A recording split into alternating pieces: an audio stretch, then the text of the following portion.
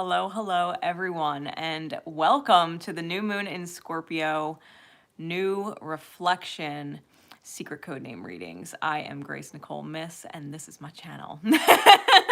For those of you who are new to me and the channel, please be made aware I have no filter. I do not sugarcoat things for you. I am a very straight, raw, and real reader. That is not your thing. You got kids around, just don't appreciate messages like that. I'm always very respectful of it. I give you the opportunity to sign off now. Otherwise, we will be getting into these secret code names. I am super pumped. For those of you who follow me on Facebook at Nicole Myths, I went live this morning to do a cosmic currency breakdown of the new moon in Scorpio energy, the different keys out of the bullshit, and the different challenges that arise with this moon to essentially pressure cook you in the right direction. Okay, I know several of you have been feeling it. Yeah, that was a great live. Several of you have already let me know that you've been feeling it in the days previous to today. This new moon is massive. Its energy is massive. Okay. If you can catch that live, I highly recommend catching the replay. Okay, it will help you understand. It will help you understand.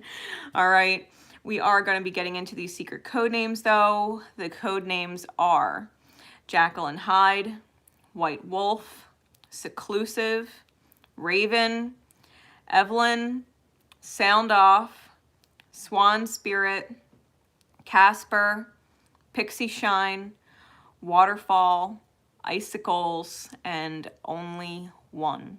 All right, those are the secret code names. They will be given in that order, and all of the timestamps will be in the description after I am done live.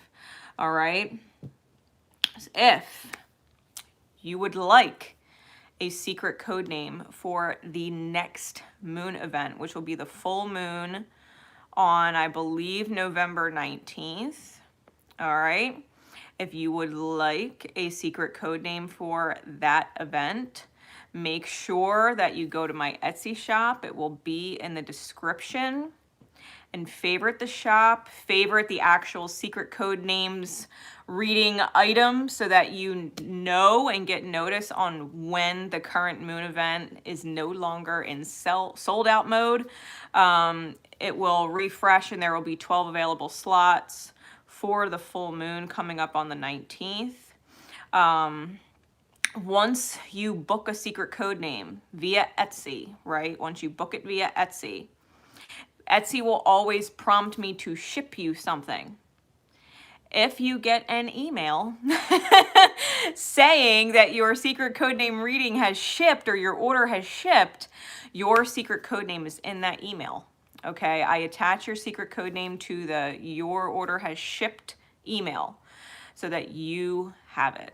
Okay, for all of you that ordered this secret code name on Etsy, you can leave a review on Etsy now. You can leave a review for the reading on Etsy, right? You could do that for any service or any item that you order from me on Etsy. And I personally greatly appreciate the feedback, and anybody else crossing the shop greatly appreciates the feedback. It helps me out immensely. Please leave a review. Please leave a review. All right. With that said, we are going to get into this. I am using my Psychic Tarot of the Heart. I am also using my Archangel Oracle cards and my Power of Love deck. That's my Remember deck. I am doing well. Right now, I am sipping on some echinacea and lemon tea with mint leaves and honey. Fresh mint. I went and picked it up last night at the store. And I was like, you know what? I want some fresh mint. I'm going to pop a couple leaves in my tea. I love it. So, I'm doing well. I'm doing well. Everybody else around me seems to be sick, and I'm just sitting here happy, just drinking my precautionary herbal medicine and having a blast living life. So that's where I'm at. I'm like, sickness ain't gonna keep me down, ain't gonna stop me, it ain't gonna fuck with my day. Oh, hell no. The sickness can be all around me, but it is not in me. I control my day. I control my day every day. So, first secret code name is Jekyll and Hyde. Jekyll and Hyde, for those of you who are unfamiliar with the tale, the story of Dr. Jekyll and Mr. Hyde, Dr. Jekyll realized that he had demons. Okay, he realized that he had demons, and so he tried to separate or pull his demons out of himself. And essentially what he did was create a split personality made manifest, okay? Dr. Jekyll hated his shadows, hated his demons, and tried to rid himself of them. So when he was Dr. Jekyll, all of his shadows were not present. However, they didn't go away.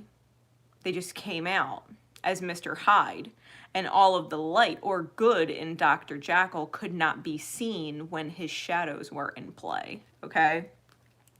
Dr. Jekyll's whole experiment and reason for it was because he was trying the fast way to get rid of his demons. Instead of doing inner work, he was looking for outside ways to cure himself of his shadows. There is no cure for your shadows. There is only control of them. Dr. Jekyll was not in control of his shadows, and so his shadows took control of him, right? In the mirror of life, he was not in control of his shadows, and he created a situation where his shadows were in control of him and he was not in control. And it got harder and harder for him to control his shadows, right? It got harder and harder. So, we do not try to ignore our shadows or pretend that they're not there, that they're just going to go away. We have to heal them, right? We have to actually do the inner work to heal them. So, Spirit, please, what insight can you give us for this new moon in Scorpio, the new reflection for secret code name Jekyll and Hyde, and those who would resonate to it? What message would you have us receive?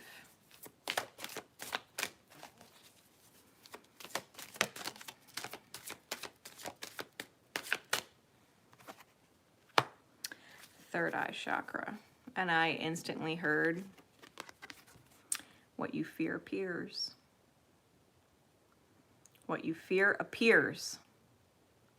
Think about Dr. Jekyll and Mr. Hyde. He was afraid of his shadows taking over his life and ruining his life. So what did he do? He took actions that created exactly that. What he feared appeared. You have to understand where you're visualizing worst case scenarios and what you're fearing is going to happen. And in your attempts to avoid what you're afraid of, you create what you're afraid of. In your attempts to avoid what you are afraid of, you create what you are afraid of.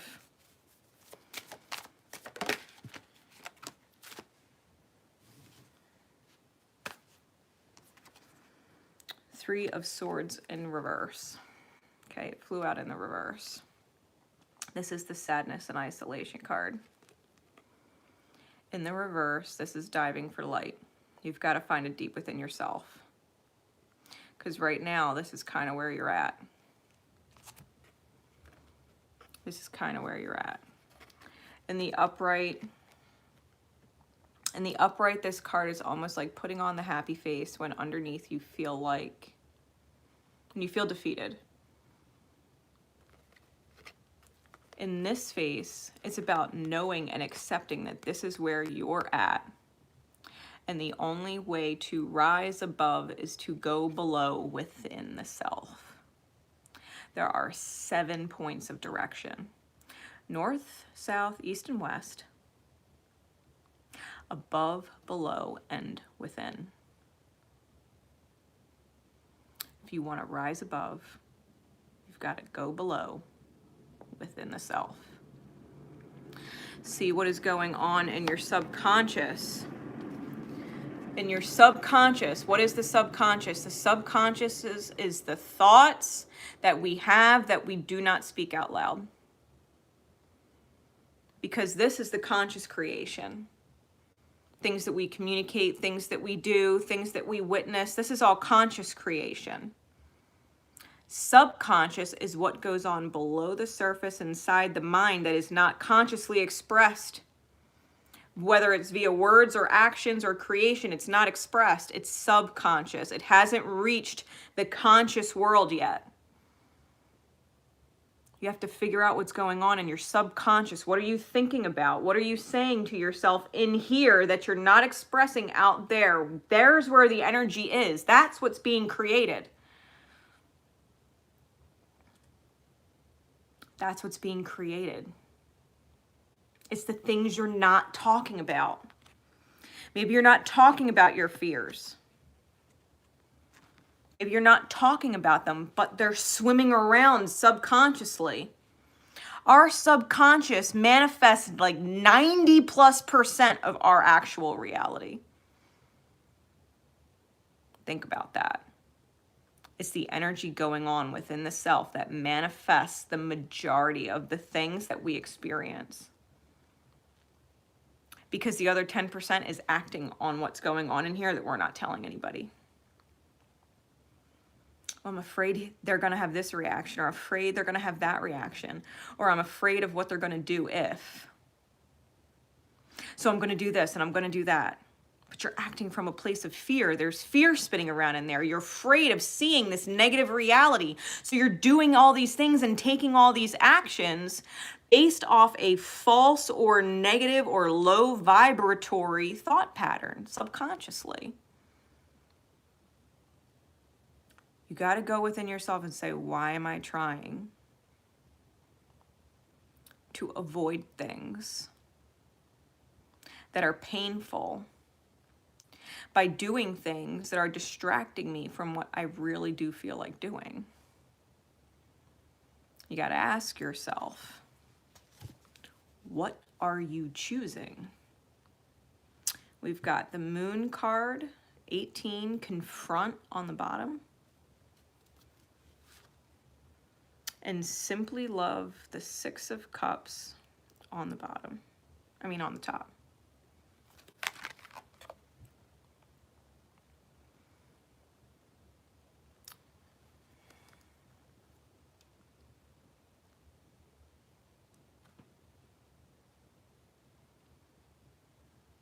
I'm hearing you have to be able, because if this is the vision that you want, the inspirational, happy, role model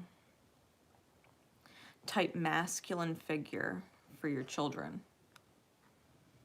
if this is what you want, the answer is to simply love. If you are dealing with a Dr. Jekyll and a Mr. Hyde, it's because you're not accepting or embracing the fact that you have shadows there.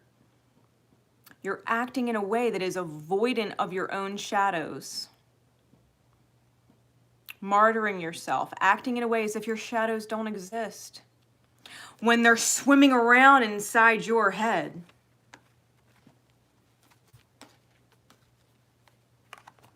You've got to be able to confront your own wounds. The Moon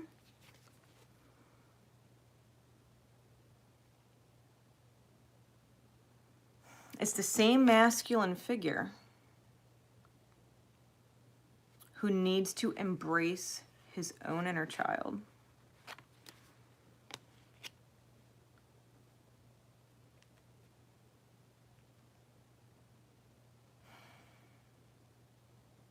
Maybe as a child you were told that you weren't allowed to do what you wanted to do. Let's create a metaphor here, right? Take it as it resonates. However it resonates, however it applies to you. Let's say, as a child, you were taught that you were not allowed to do what you want to do. You're not allowed. And so the manifestation of your energy, right?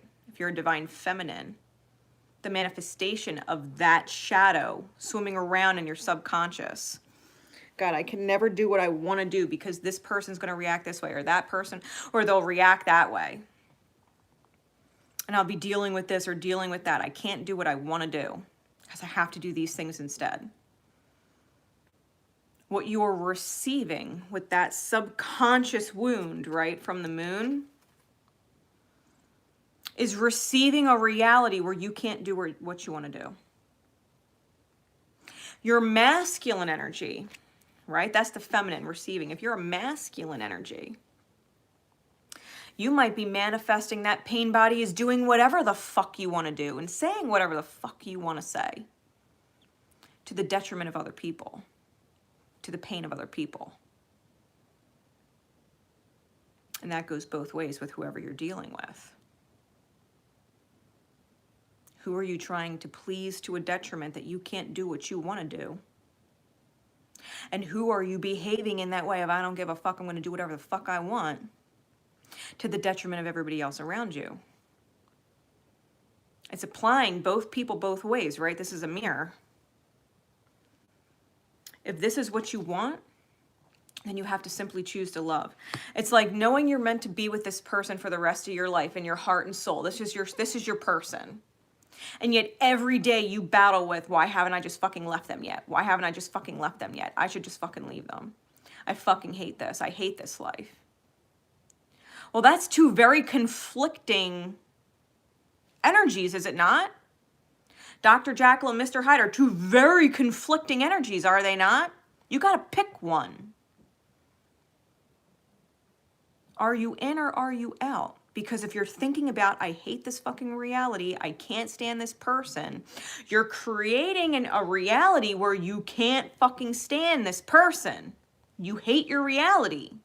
Because that's what's swimming around in your subconscious. That's the thought. But if the truth is, you know this is your person and you're going to love them to the end, then you have to do what you need to do as you're guided to do and be there for them as they heal through it.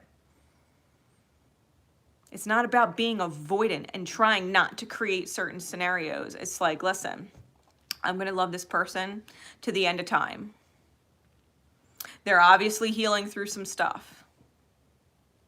I'm just going to love my day. I'm going to love my reality. I'm going to love what I'm doing.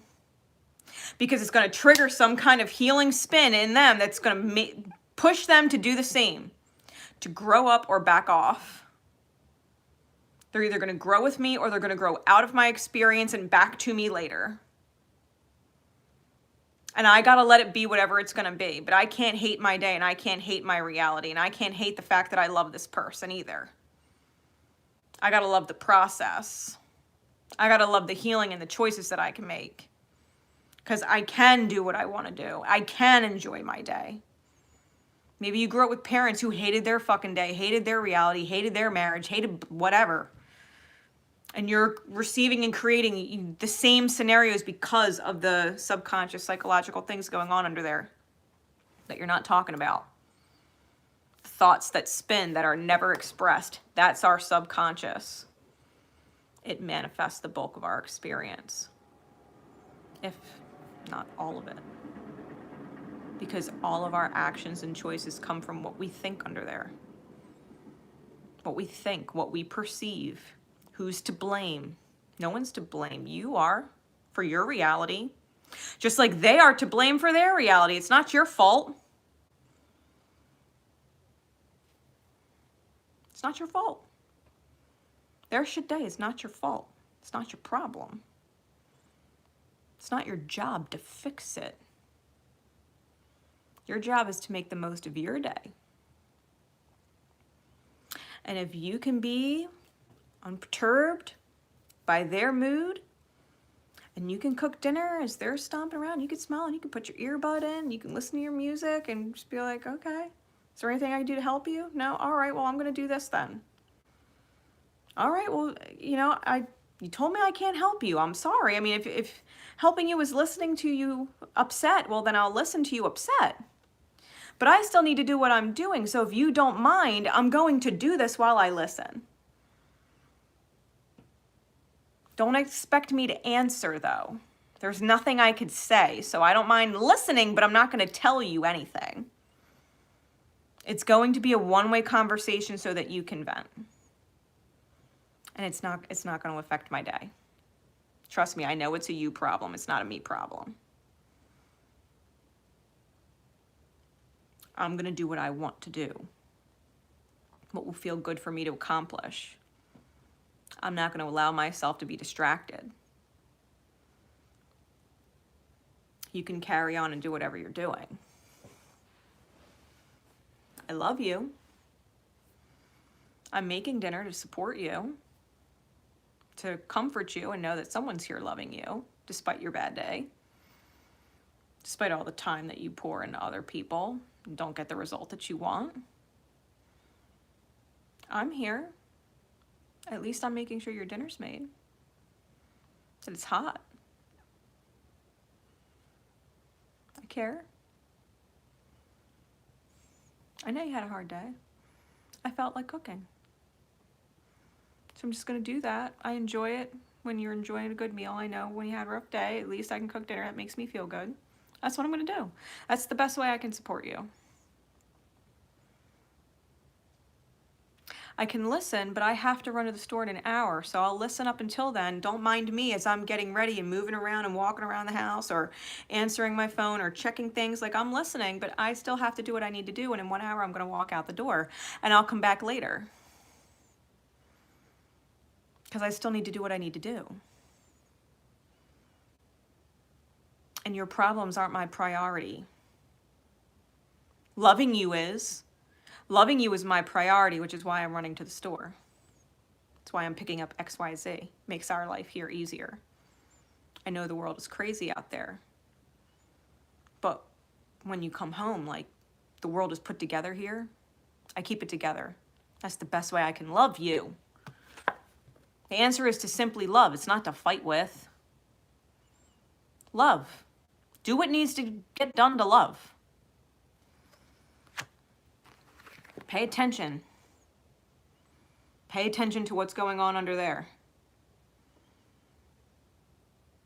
Someone might really want your time and attention to listen to them fucking complain and bitch and holler and be moody. I just want someone to put up with me. Well, I am putting up with you. I live here and I love you. I'm not going anywhere, but I'm going to love you in the way you need to be loved per my guides, because, you know, loving myself in the best way, highest way possible is loving you in the best way, highest way possible by default. I'm not loving myself by wasting time listening to you complain or tiptoeing around because you're moody, not actually loving myself, which means I'm not actually loving you and helping you. So I'm going to do what needs to get done because that's the best way I can love you. Because you deserve to be loved forever, as my soul would guide me. Right? It's perspective shit. This is perspective shit. If you would want someone to love you even on your worst days and do whatever needs to get done, then you have to be able to do that for someone else. If you want someone to love you and support you and be there for you on your best days, worst days, to the best of their ability, then you have to be able to be there for someone and love them and support them through their best days and their worst days to the best of your ability. If you don't want other people to fall short within themselves for you, you don't fall short within yourself for anything. You do what's in your highest good, period. Other people will follow suit or vibrate out of your experience.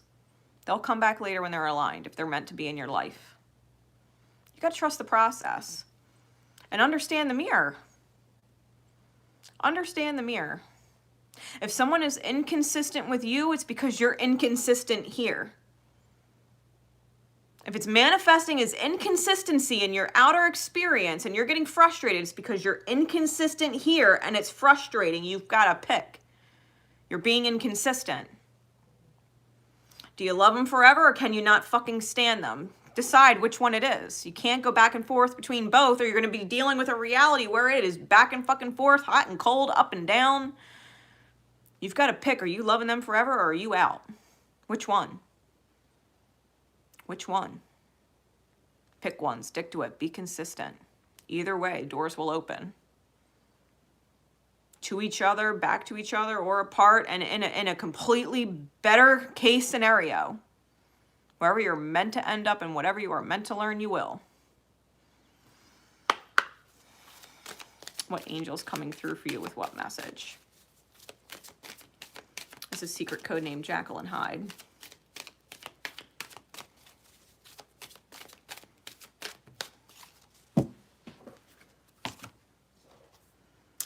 Archangel Azrael, hello from heaven.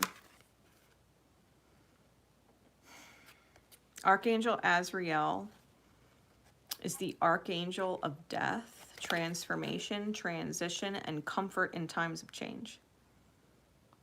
You're going through an ego death. You cannot do things as you've been doing them. It's insane. Doing the same thing over and over again, expecting different results is insane. It's insane. You're trying to avoid this person's reaction. You're trying to avoid this person from feeling this way. You're trying to avoid this. It's fear state. You're acting out of fear state over and over and over again, expecting bliss results. That's crazy. Think about it. Your ancestors are trying to help you. Hello from heaven is a card letting you know that your loved ones that have passed away are okay and they're guiding you because they get it. They're seeing things from up there and they're giving you signs and synchronicities. I literally posted a card, Maya, yesterday on Facebook and on YouTube. It's on my community board. Maya, the ancient grandmother.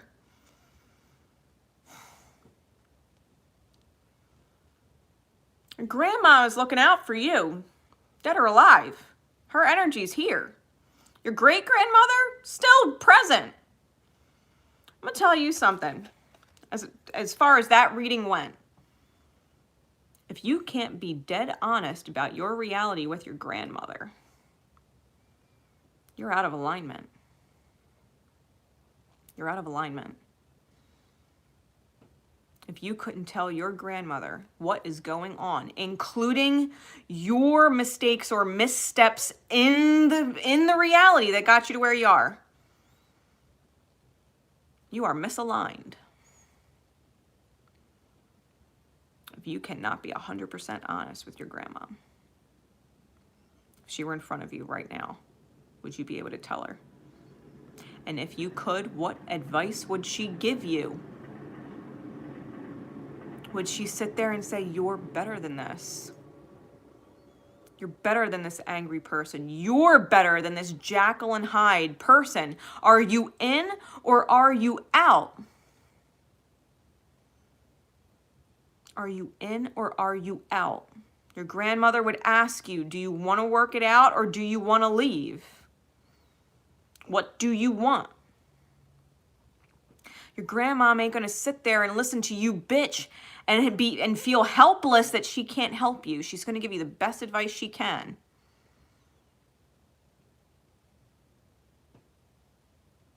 If you were sitting there being honest with your grandma, what would she say? What would she say? Because you already know you're wrong before the words leave your mouth to let her know. You already know where you made a mistake because you're either lying about it, twisting the truth, or leaving something out. Or you hate the fact that you have to admit it. You already know where you made a mistake. Because that's what that energy is. Our mistakes are what we don't want to talk about, what we twist the truth about, what we bend, what we leave out and omit. That's where the mistake is, the misstep is.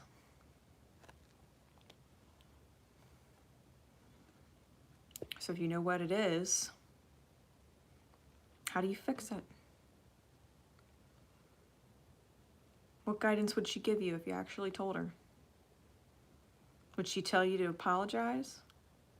Would she tell you to stand up and brush it off? Would she tell you you're better than this? Would she tell you you deserve better than this and to leave?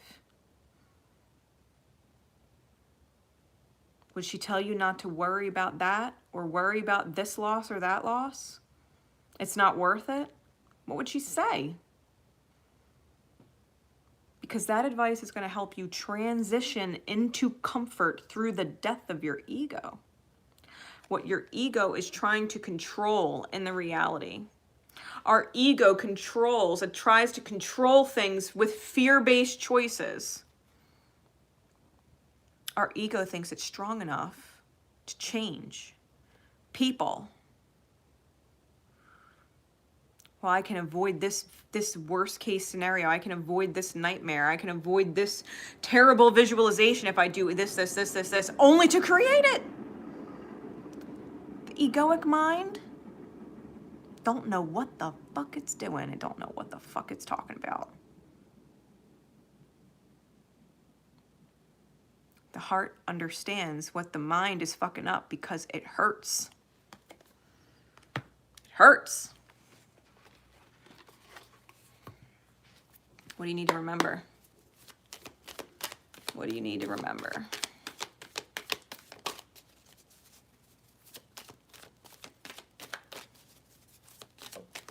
Ooh. Yeah. You need to take ownership for yourself.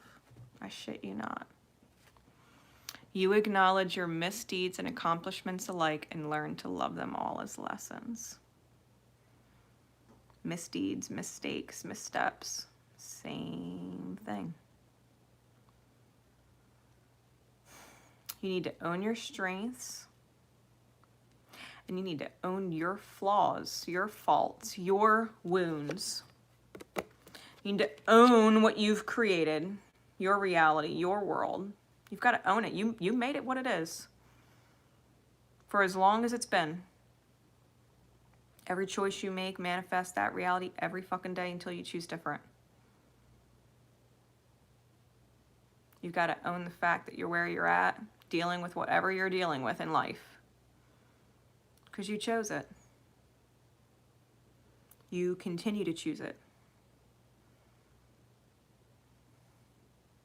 Whether or not you're creating a blessing for yourself by working for yourself and doing your own thing and maintaining friendships, and you're creating blessings, your accomplishments, or your misdeeds because you're creating bullshit or thinking that you need this or need that when you don't. Not in this moment. Maybe you need to grow. Maybe you need to be humble. In some which way, shape, or form, because just because you're humble in one way doesn't mean you're not humble in another. Right? Just because you're humble in one way does not mean you're humble in another. Just because you're self-sacrificing in one way does not mean you're not self-sacrificing in another.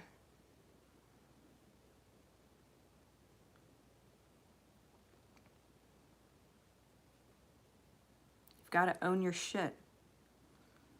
Your life is your life because you choose it every day. If you don't like the fact that there is a price to be paid for certain things, stop paying the price for certain things. Stop paying the price. It's not worth it. Trust and faith. Let the process do what the process does. Stop being afraid. Stop being afraid. If this is what you want, if this is the best vision, then you got to trust that when you face this, you take a leap of faith on this. You gain control over yourself and wait for things, the results. Wait for the results to show up, that the growth will succeed. And you will have joy and stability. And life will open up.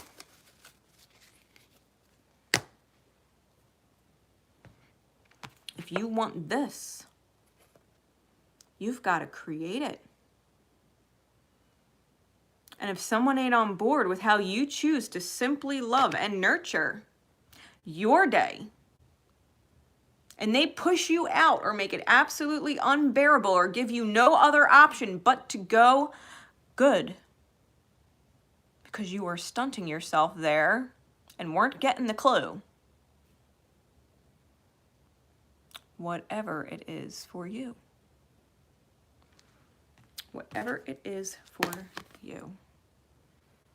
Remember, it's no one else's fault but yours. And no one else can fix it but you. And when you're all done, you're going to be completely healed because that's what you chose. And you could be proud of yourself because that's what you chose. And you could be happy because that's what you chose. Own your choices. Own your choices. All right. That was Jekyll and Hyde. Next secret code name.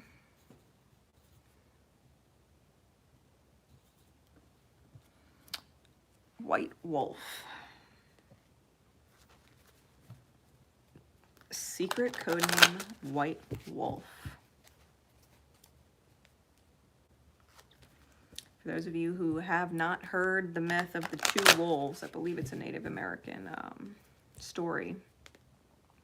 The tale of the two wolves inside the self. One is riddled with fear and one is full of love. And you decide which one you feed, because whatever one you feed gets stronger. So are you going to feed the wolf of the shadow self, or are you going to feed the wolf of the light self? Because whichever one you feed gets stronger. So much so that eventually the other wolf can no longer survive. It has been starved. Fear has been starved. It's been given no nourishment. You know what I mean? Pain has been starved. It's been given no nourishment to where only love or light beingness exists. Because that's the wolf you continue to feed. White wolf is the light wolf. All right.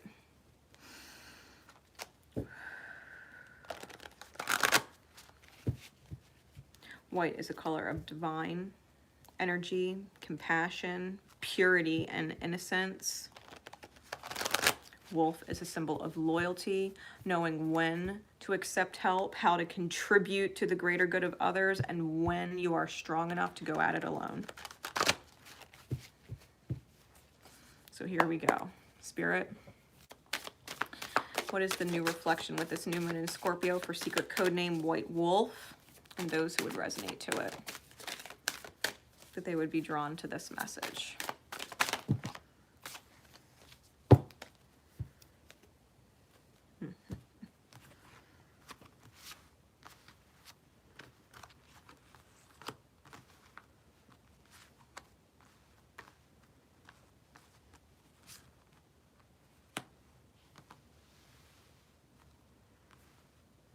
All right, we've got heal on the bottom, the star card,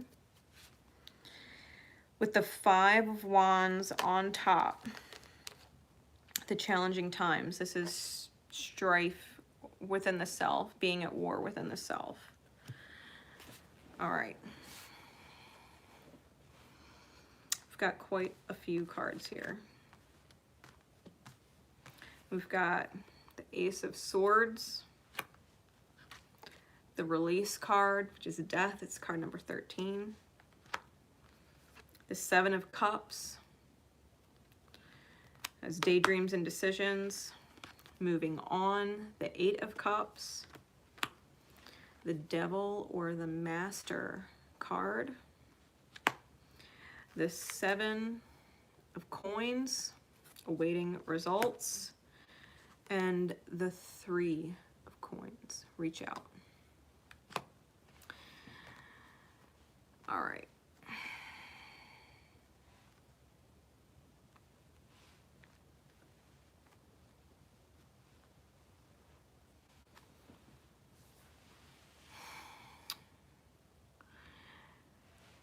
If you're conflicted within the self, right? You're at war with yourself. Do I or don't I? I feel this, but I don't want to feel it. Or I wish I felt that, but I don't. conflict, right, within the self. It's something you need to break free from, break the chains from. Under that is the High Priestess with listen. It's about listening to your intuition. And Temperance is under that, card number 14 with the Balance card. It's alchemizing head and heart decisions. With the Fool under that, that is 4 major arcana in a row. With the Third Eye Chakra under that. With Detach, another major arcana under that. And the Chariot move under that. Listen, this is major shit that you need to deal with. Underlying issue. Bottom of the deck is the underlying issue. You need to listen to your intuition, and you need to be able to make decisions that are a fuck yeah instead of a fuck no. You have no obligation that you haven't chosen. And anytime you make yourself obligated, if you change your mind, then you have an obligation to undo it.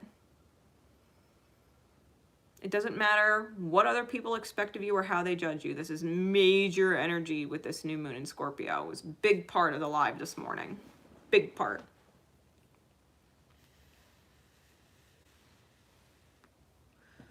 It doesn't matter what anybody says.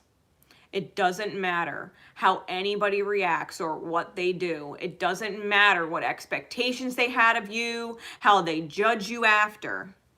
That shit is not important. It is not important. You have one guide to listen to, and it's the one right here in your chest. If something is telling you not to go, you don't. You don't have to know why. You'll find out. Spirit will let you know. It'll explain itself.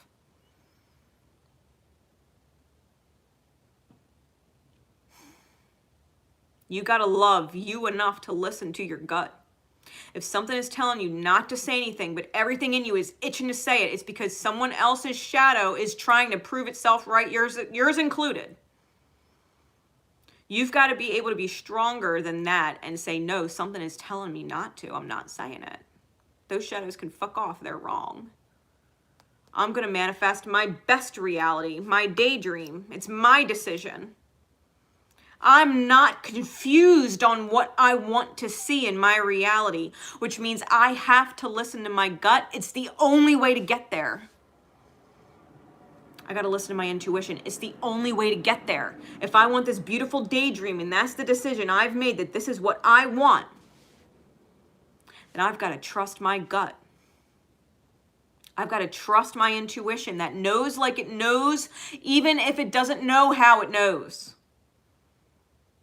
It just does. You're connected to your higher self. Your higher self is divine.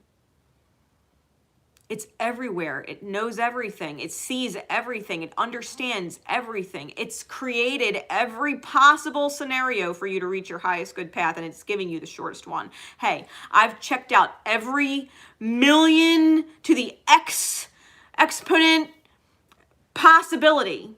I've seen them all.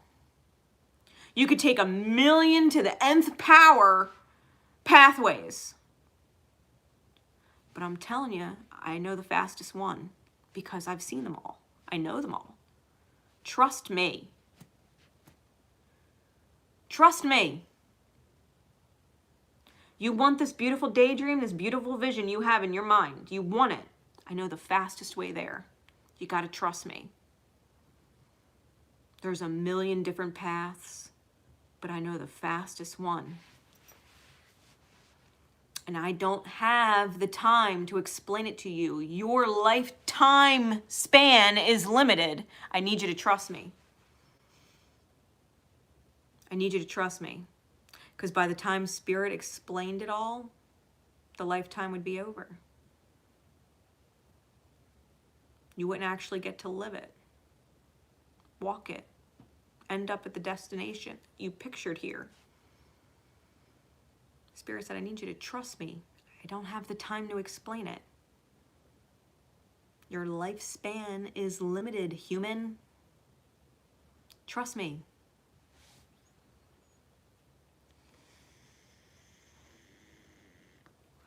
You got to know the truth in your soul and let it open up doors for you. You've got to let it transform. You've got to let the truth create doors where there once were none. And you got to walk through them. If the truth is you're meant to be with somebody for the rest of your life and you know it because your soul can't be fooled, then you got to trust that you can transform and you can change, and that when you change, other people are forced to change. If you don't change, no one else will. If you don't stop feeding fear, that wolf, your shadows, if you don't stop feeding it, neither will they. Their shadow will consistently prove itself right, just like yours. See, you're not lovable. See, they're betraying you. See, they don't consider you. You're not worth considering. See, I told you. I told you you can't trust anybody. I told you you can't depend on anybody. I told you life is inconsistent and unstable. I told you you have everything to fear. I told you. I told you pain was real. Fuck that. Believe in miracles. Believe in transformation. Believe that love wins. Believe in trust. Believe in stability. Believe in your dream. And act as necessary from your gut. Trust yourself. If your gut is telling you you gotta go, then go. If spirit is telling you you're gonna leave but not yet, then it's not yet, but you know you're gonna. And that's fine. It's just the divine pathway playing out step by step, because you can't teleport. You can't jump from A to Z. There's B, C, D, E, F, etc., all the way to Z in between. If you want the ultimate dream, there are steps to get there. You just can't teleport.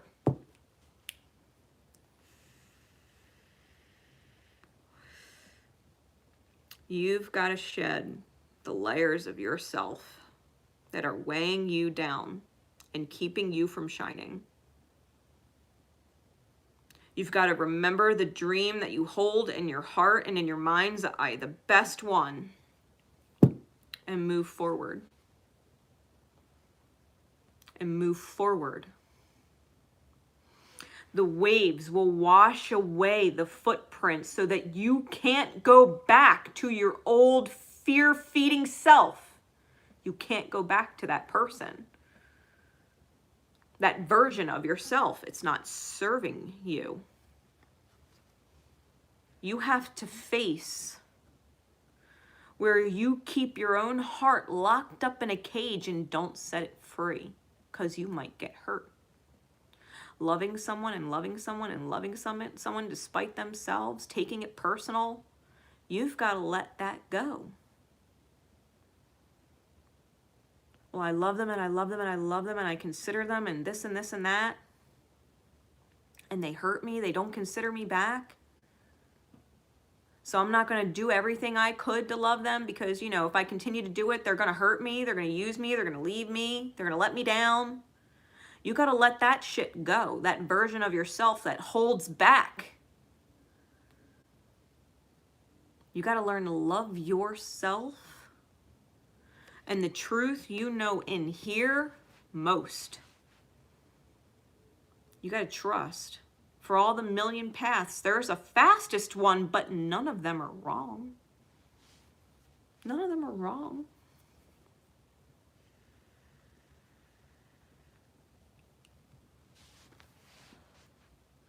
The sooner you figure it out, the better. The only way you don't get to your destination via the million different paths is if you stand still. If you keep yourself stuck and don't take any steps at all in any direction. How can you get to Z from A if you're not moving forward?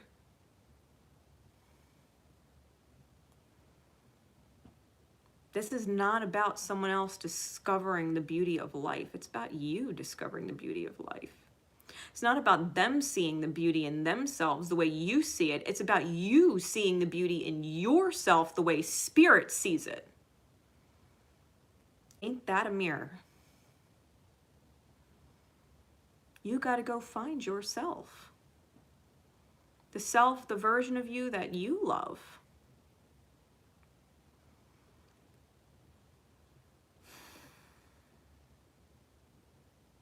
You got to allow things the adequate time to grow. I gave an example to a soul sister of mine the other day. If someone's got a trust issue and they can't let you in, they won't fully let you in because they got a trust issue with people. That's their shadow. That's their wound. They feed. They got a trust issue.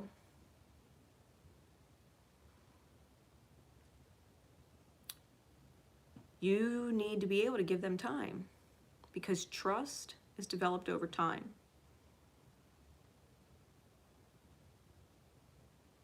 You can go for 2 weeks. Keep it to yourself, not talk bad about them. Wish them nothing but the best. Keep your business private. You don't have to badmouth them. Yeah, you know, we're just doing our own thing right now. We've got things that we're both working on, and I wish them nothing but the best anytime anybody asks. I still have a lot of feelings for them, love them with all my heart. We're just in 2 different places right now. That's just where we are. Short and sweet. And you keep your word on whatever you promised. If you got a responsibility, you hold up to that. You own that.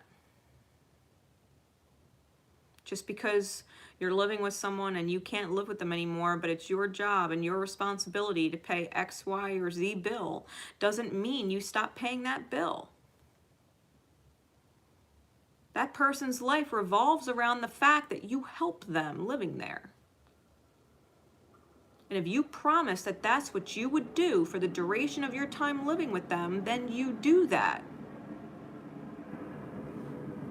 Because they're going to realize they can trust you. Just because you left doesn't mean you're an asshole that stuck them with shit that they weren't anticipating. What you chose instead was honorable. You gave your word and you kept it. That establishes trust, does it not? I'm sorry, I'm not going to put up with your shadows. But I'm not going to let them be right either.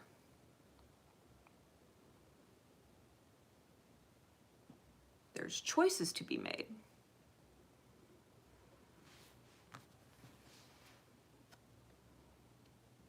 Reach out to those you know can support you when you choose your highest good path. Because when you're choosing your highest good path, the people you talk to, when you're honest with them, as the example, you know, this is not working out right now. We're in 2 different places. I need some time to focus on myself and get myself above water. And I've got things I need to honor and I need help getting it done. Are you there for me? Reach out. When you're honest with people, without saying things you know you shouldn't say or doing things you know you shouldn't do that would hurt someone that you love, when you're honest without rippling pain, it heals. Heals things. Listen to your gut.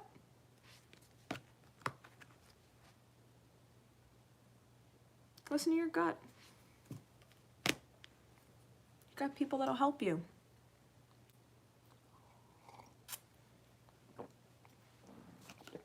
Feed the love, not the fear. What angel with what message is coming through for you?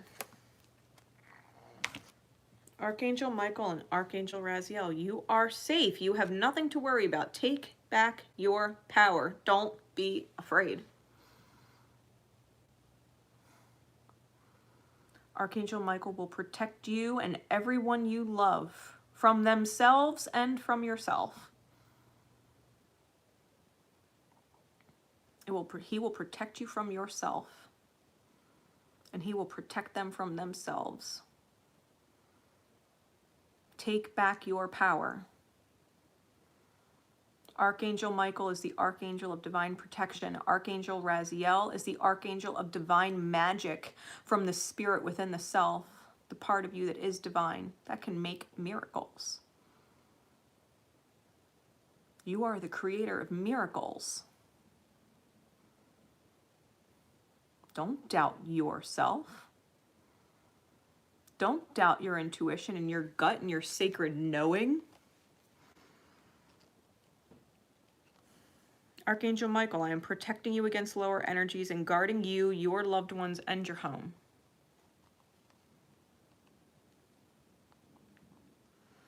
Use your God-given power and intention to manifest blessings in your life.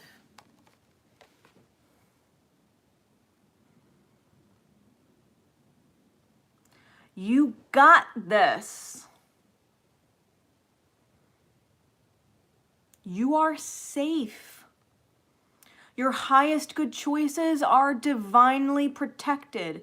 When you walk the authentic path, the most effective and efficient way, with millions of options, when you choose your highest good one, you are protected the whole way. Lower vibrational energies can't affect you. They have no power over you. And you're a goddamn magician working miracles because you take away the shadow power of everything else. They have lost control. Their shadows have lost control. What do you need to remember?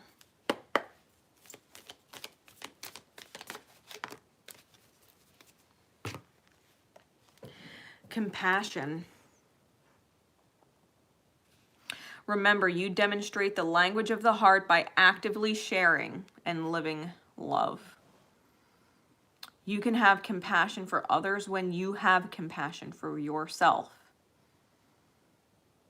Someone else can't heal unless you heal. You can have compassion for them, but if you don't have compassion for yourself and you're suffering through it, who's learning what? Compassion is the first step. Have it for yourself. Have it for yourself. Compassion for the self that needs to learn how to take back its power. That it's strong. And it can do whatever it needs to do. Accept whatever the healing is. Move on, move forward from it. Take back your power. Stop not giving your all. When you have compassion for yourself and it ripples compassion for other people, how you realize it or not, that you are showing them kindness by having compassion for yourself because you're allowing them the opportunity to choose their strength to heal just like you just did. That's how you get your heart out the box. That's how you love with your all. Listening to your gut. If you gotta go, go. If someone else has to go, let them go. If they refuse to go, fine, I'll go. I'll hold up my end of the deal. I'll maintain my end of the deal. But I'm not hanging around your shadow shit. Sorry. Sorry, not sorry. Have some compassion for yourself.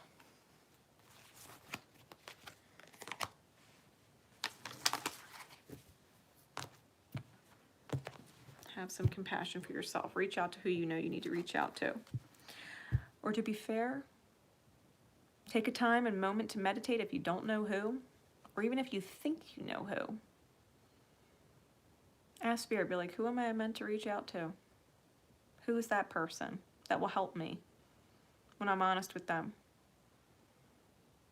Listen, this is a situation I'm dealing with. I just need to be able to crash for a night or hang out somewhere during the day so that by the time I do go home, like, this person is asleep. I don't actually want to deal with them. I shouldn't have to. Is it cool if I hang out here? Still gonna live there and maintain my obligations there. I'll chip in here where I can. I appreciate your help. Ask Spirit who the person is. Might surprise you the answer you get. Don't doubt Spirit. It's got a method to the madness. It knows what the fuck it's doing. It knows what it's doing. All right.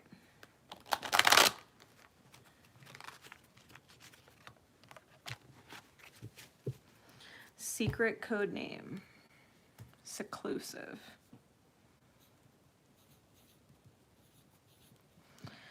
Secret code name Seclusive.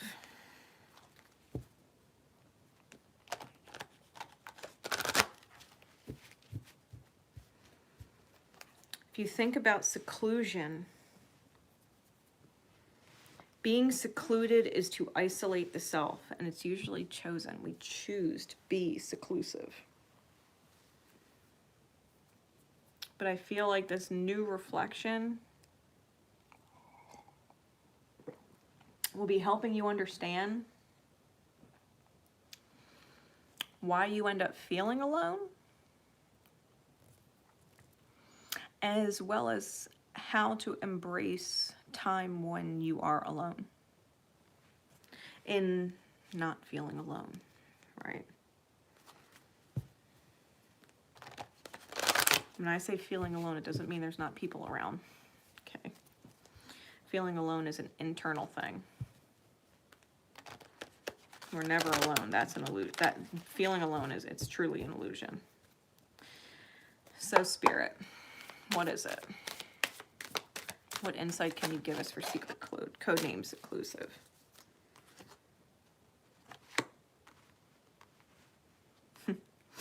Talking about being comfortable, being alone, right? Knowing what to do in your time alone. We got to take the lead and move on. Shit, you not. Yeah. Yeah. And that's it. Hesitating over guilt, not wanting to hurt other people. Is guilt not a low vibratory energy? Right?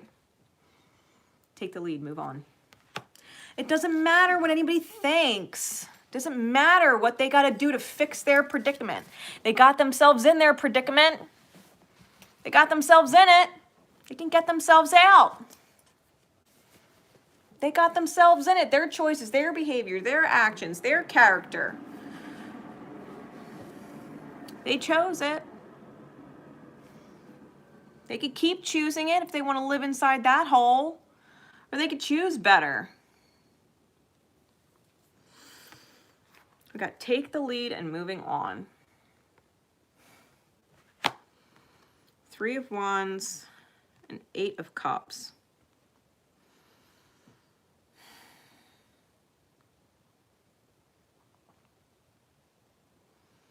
You got to be your spark in the dark. You've got to be able to be your own fire. If you are lost in the dark, then you have to spark and create light instead of sitting in the dark.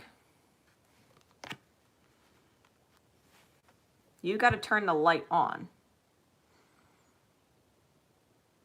You got to get up out of your metaphorical bed and turn the light on. So that you're not laying there afraid in the dark. Metaphorically speaking. Why would you sit there and lay in the dark when you could flick on the light? What's stopping you? If a shadow monster is playing with your mind in the dark, flip the fucking light on. It'll fuck right off. Flick the light on within yourself. And the shadow monsters inside your being can't fuck with you.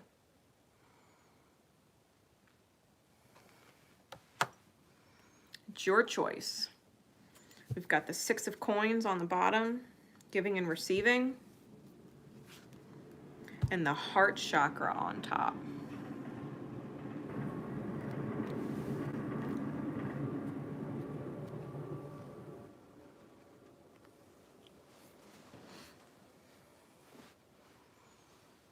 First things first is gratitude. You have to be grateful for what other people give you that you can't give yourself or are not capable of giving yourself right now. Because those people are creating some kind of stability in your life, providing something that is not your strong suit. You have not mastered it yet. It's their mastery. They are giving their mastery to you. Gratitude is necessary. And whatever your strength is, you have to be so fucking glad that that's what you have is your strength to give back to them, because it's creating some kind of stability for them in something that is not their forte. Or too time consuming, and it takes away from what they are doing to stabilize your life, giving to you. Giving and receiving.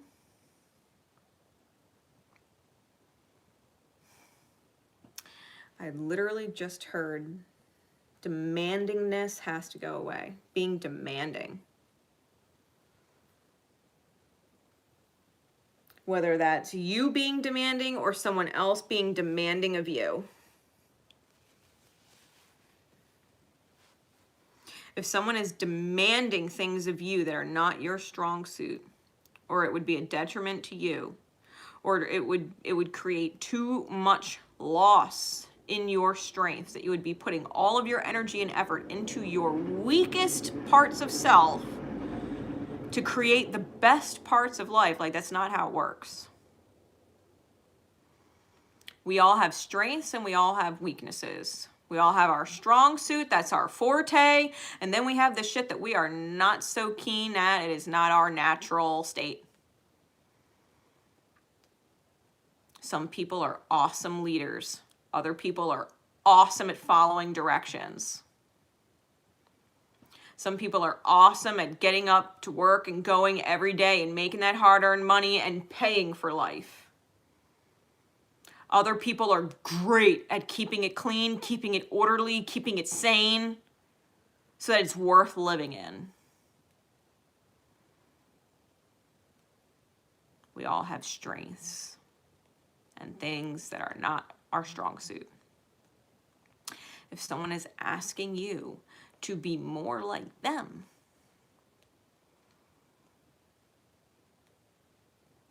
well, I could be, but it's not my strong suit. It's a struggle for me. If that's who you want, someone like you shouldn't be with me. See, I pick up the slack. You create the slack, and I pick up the slack. If you've got two people creating slack, how's that work? Yeah, that's great. You got two people earning a living, making a lot of money, but they're both coming home beat-ass tired. No one feels like cooking dinner. No one feels like doing the laundry. No one feels like taking the trash out. Vacuum does not get run. All of a sudden, you're living in a mess, which is a reflection of how your inside state is a mess. If your outer state is neglected, well, it's because your inner state's being neglected. It's kind of how that plays out. There is a reason why yin and yang is not yin and yin and yang. There is a reason. It's not balanced. It's not balanced. We all have strengths and weaknesses, and if we can find somebody who can respect our strengths because it's not their forte, and vice versa, you're better off. You're better off.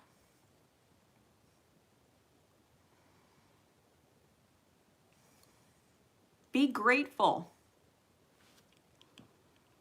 for where you can pick up the slack for someone else and where they are picking up your slack for you. Learn to be super grateful. Especially, like, for example, if you grew up in a family where your parents were always bickering that, you know, this person doesn't do this or this person doesn't do that, or I wish they were more like this or I wish they were more like that. And life is a struggle. Why were they struggling? Why were they struggling? Because someone didn't choose to pick up their strength and embolden it? Tested their strength? Maybe they're stronger than they think? Maybe they're more capable than they think?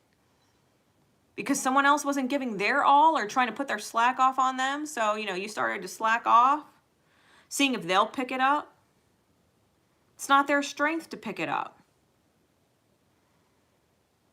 That is like your old-fashioned, typical husband and wife scenario. The man goes to work and makes the money, and the wife stays home and raises the kids and picks up at the house and cooks dinner.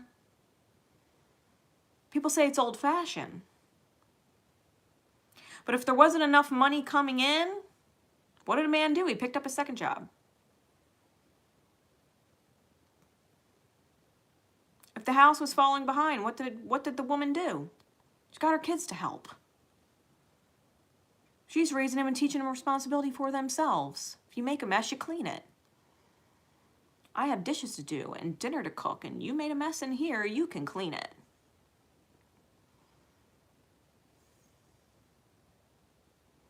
This is how you fold the laundry.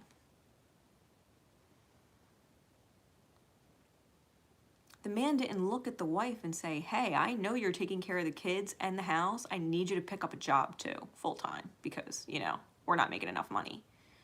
The woman's going to look at him and be like, yeah, well, if I pick up a job, are you going to start taking out the trash? Are you going to start cooking dinner? Are you going to start taking care of the kids? Because I can't do both.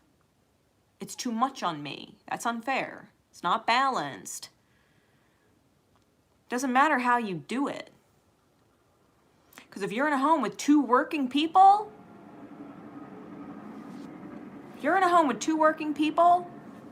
and both people are paying bills, why can't you both do the housework? Why can't you both figure out dinner some nights? Is it fair to have all of that on one person when they're also contributing half the finances? Are you going to sit there and bitch that they don't know how to cook? Or that they never cook a home-cooked meal and you eat out all the time? If you miss a home-cooked meal, cook it yourself.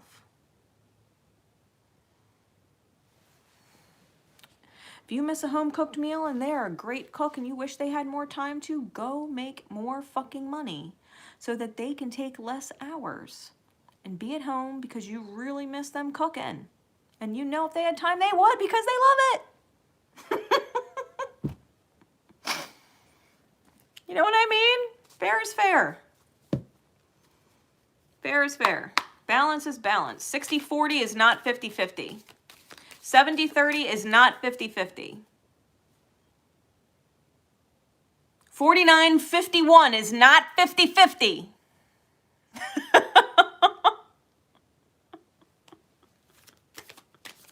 Fair is fair. Fair is fucking fair.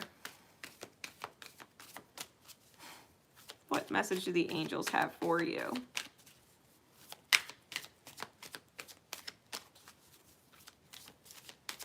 Secret code name Seclusive. What angel would come through for you with which message?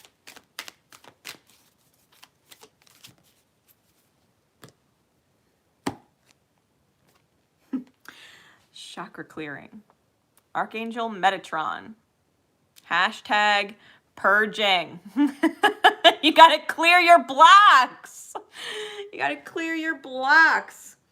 Who the fuck are you resenting? Stop.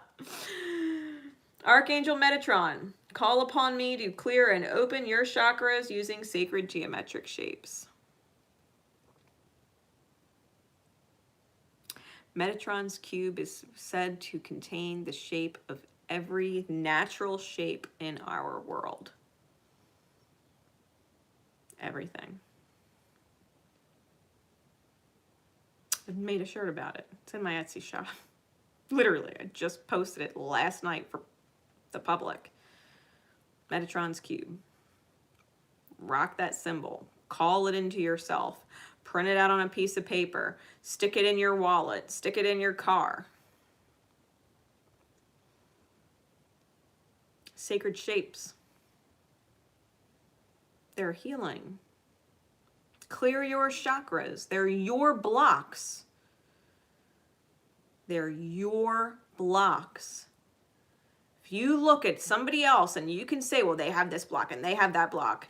Listen, sweetie, you've got your blocks to worry about and look at. We're talking gratitude blocks. Shit has to be fair. If you're living in a house with someone and you ain't earning what the fuck they're earning, they are not doing the same housework you're doing. Or it wouldn't be fair. They're putting in that kind of time to make that kind of money, then you've got time to do the shit at home. And vice versa. And vice versa.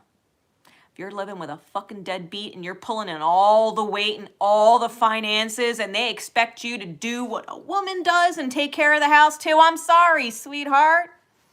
Tell them to get their deadbeat up ass to work. Whether it's out there making money or in the fucking house. But they better pick one. Because you ain't doing both. It's got to be fair. It's got to be fair. And if all they're doing is contributing 30% in your mind, but you wouldn't be able to hold your life together for the 70% of life that you're putting in without their 30, they're only putting in 30% effort. But if you couldn't possibly live your life the way you want without that 30% putting in from them, that your 70% would be for nothing, then be really fucking grateful that they put in that 30. Because it's actually going to be 50-50 according to the divine, and you're learning shit. They're teaching you. That's where the other 20 that you're missing comes from. They're teaching you to be grateful. Be grateful for what you have. Be grateful for what others are capable of. Be grateful for what you're capable of, that you can hold up 70%. Be grateful for their 30 because you're not capable of creating 100 for yourself yet. Learn the lessons. What do you need to remember? What do you need to remember?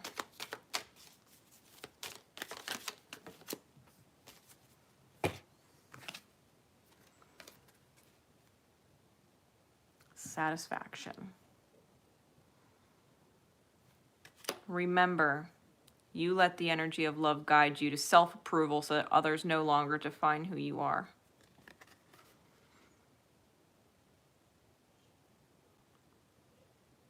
You approve of yourself and what you're doing. You approve. Someone says you're not doing enough, you're not doing enough, and you know dang right well you are, then you are. If they're not satisfied, they can fucking figure it out. They can figure it out. You're doing enough. You're satisfied with you. You know you do plenty. Maybe you don't earn as much money as them, but you earn some. Maybe you don't earn any money, but you definitely know it takes a whole fucking day to make sure that everything is clean, that their clothes are put away, that the kitchen is done, that dinner was made, that the kids are taken care of, that this phone call and that phone call was made, that this place got ran to and this errand was run. You got a full fucking day of work you ain't getting paid for. You do plenty. And if you couldn't get to the bathroom and clean the goddamn tub's drain after doing all the other shit you did, they can fucking clean it. If they don't like it, they can clean it or deal with it until you can get to it because you did enough. You're tired when you're tired. You're spent when you're spent. Tomorrow's a new day. Everything else got knocked off your list, so I guess maybe it can be done tomorrow. It's fine. You self-approve. I do plenty. I do plenty. If you don't see it that way, that's your problem. I do as the best I can, literally. These are my strengths. I use them to the best of my ability every day for you. If you're not happy, then maybe you need to find somebody else. And I'll continue to do what I do to the best of my ability every day until you do. Hopefully you will do the same. You do what you do to the best of your ability every day. You keep putting this roof over my head, and I will keep making sure it is clean and supported until you find somebody else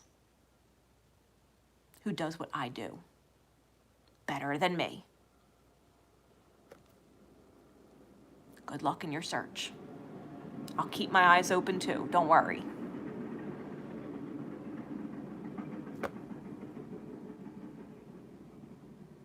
You're doing your best, you're doing your best. You gotta love and approve of yourself. You've got to be able to clear your own blocks and stop thinking that you're not good enough just because someone says so.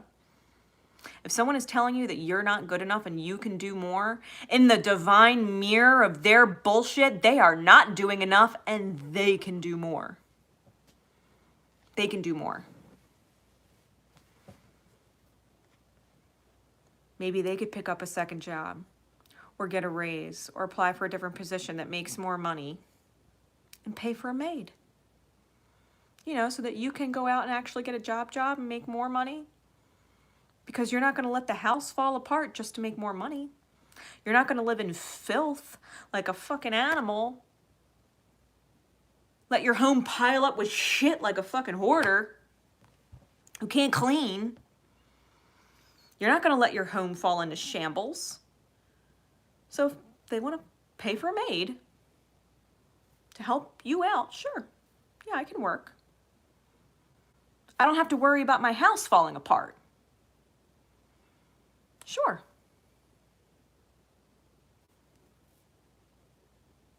Right? Fair is fair. People can come up with solutions. They don't have to like them. Solutions are still there. Play to your strengths. Hey.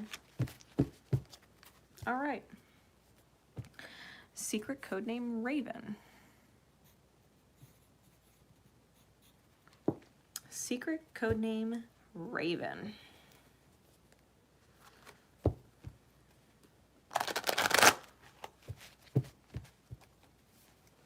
Secret codename Raven. This animal I know is closely associated with Goddess Hecate, however you want to say it, as well as Odin.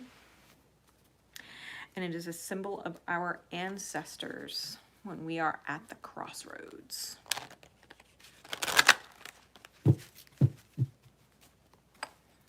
All right, Spirit, please. Raven is a mystic knowledge animal.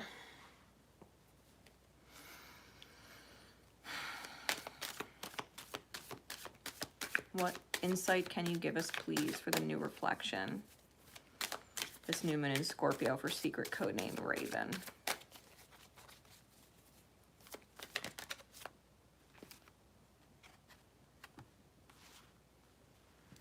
Double fives. Thanks. Throat chakra and the 5 of Swords. Win or lose. Share love on the bottom. 3 of Cups and the Magician on top. Manifest.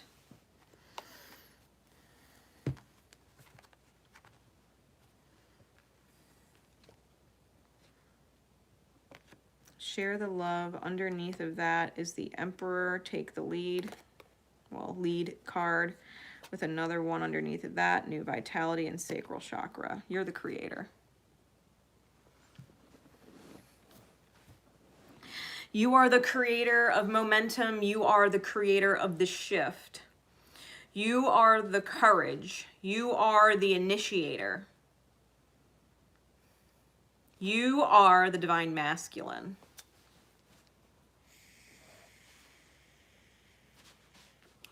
You. I don't care if you're male or female. You are the divine masculine.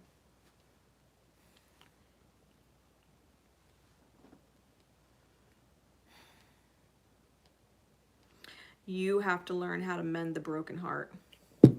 That's the underlying issue. You've got to initiate.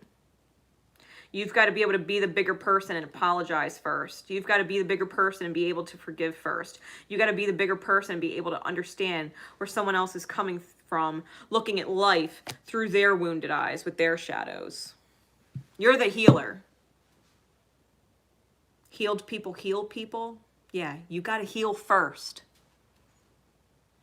You've got to do it first. You've got to initiate the change with the truth, win or lose. Hell or high water, win or lose. You've got to do it first. That's the sword and the stone. You're the one. You're King Arthur. You're the one destined to pull the sword from the stone. No one else. Healed people heal people. You are the healer. You are the creator of miracles. You are the one that can open Pandora's box and not be consumed by the terrors inside. You are the one that can help a person open and not take their pain personal because you are a healer.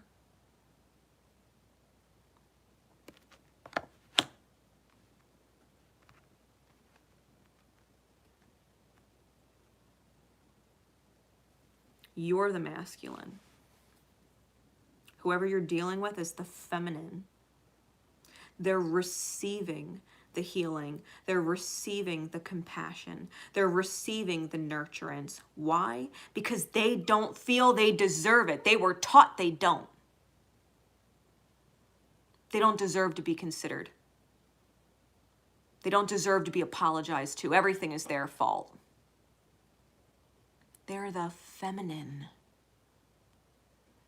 Man or woman don't fucking matter. They're the divine feminine half. They've got to learn that receiving love despite themselves is something that is their birthright. We all deserve to be loved. We all deserve to be loved.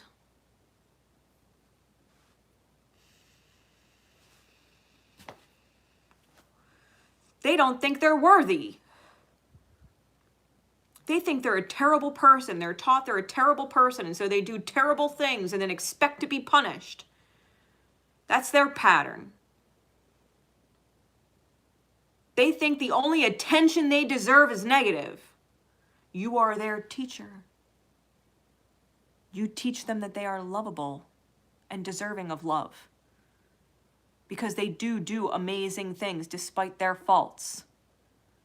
And you're not going to lose sight of the beauty in them because the ugly exists and shows itself sometimes.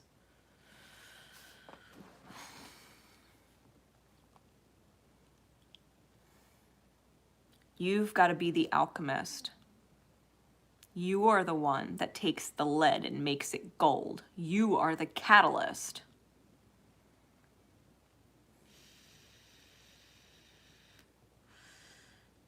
These cards add up to 14. That is the temperance cards number. The alchemist. You are the angel in their life.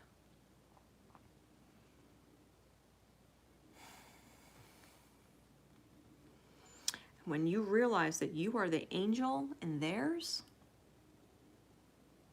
they will absolutely be the angel in yours. Because that's how the mirror works. That is how the mirror works. When you are the angel, despite someone's flaws, despite someone's woundings, they become the angel in yours despite your flaws and despite your wounds. They will help you see, just like you help them see.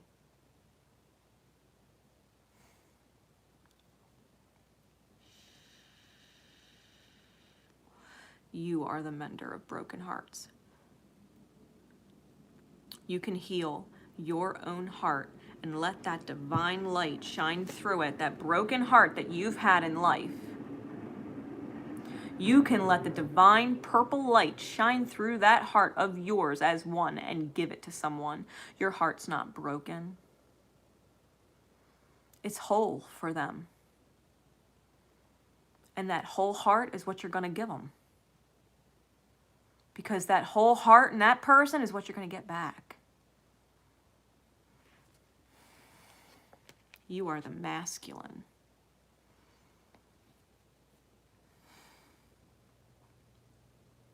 You are here to show them what love does when it's whole. What a whole heart is capable of giving. Maybe they've been giving a long time to other people, and it's their turn to receive. Maybe they've been the bigger person in every relationship they've ever been in, and they don't have to be that with you. That's your job. That's your initiation. That's your initiation. Giving your heart whole is your ascension.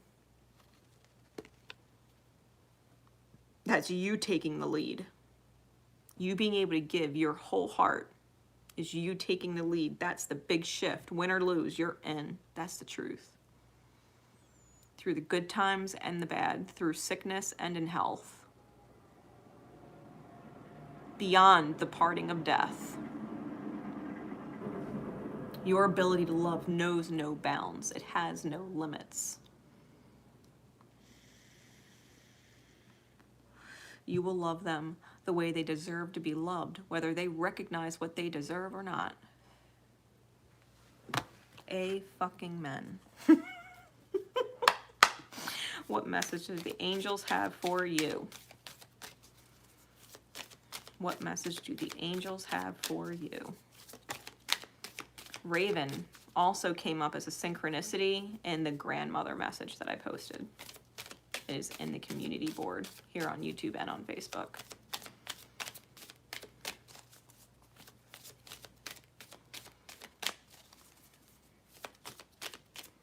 You've got your grandmother's spirit helping you.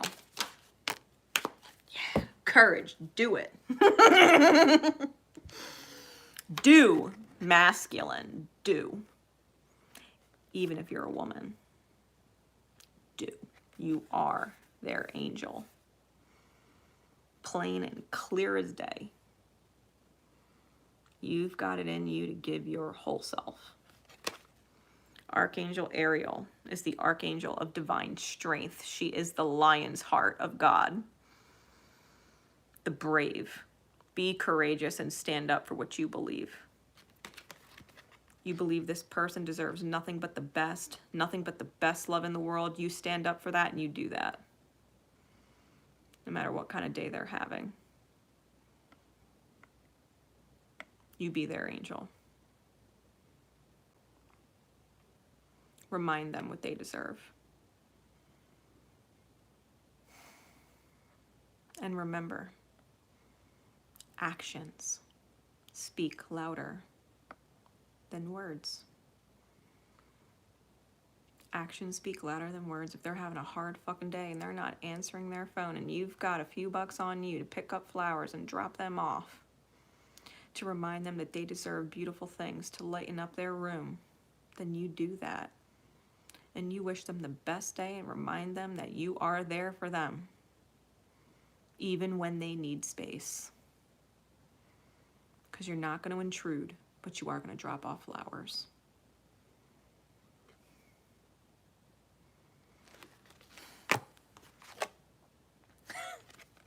Victory.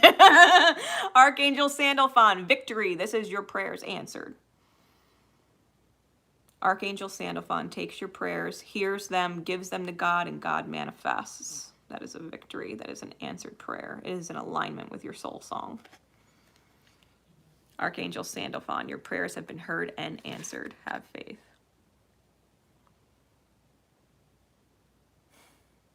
When you're in the alignment of the angels, you're working with them.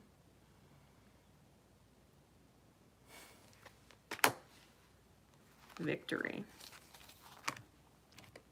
What do you need to remember?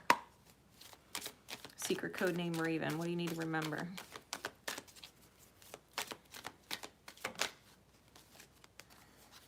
Creativity. Remember, you love to devise new ideas, innovations, and forms of illumination. Get creative with how you love this person. Have fun. Have fun showing them all the different ways that you can love them.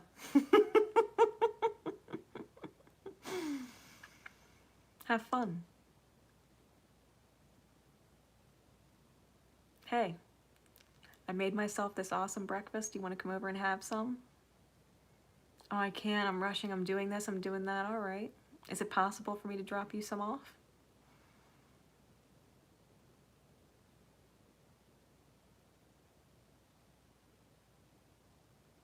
How can I make your day easy? If you don't tell me how, I'm going to start getting creative. If you don't tell me how I can make your day easier, I'm going to start getting creative.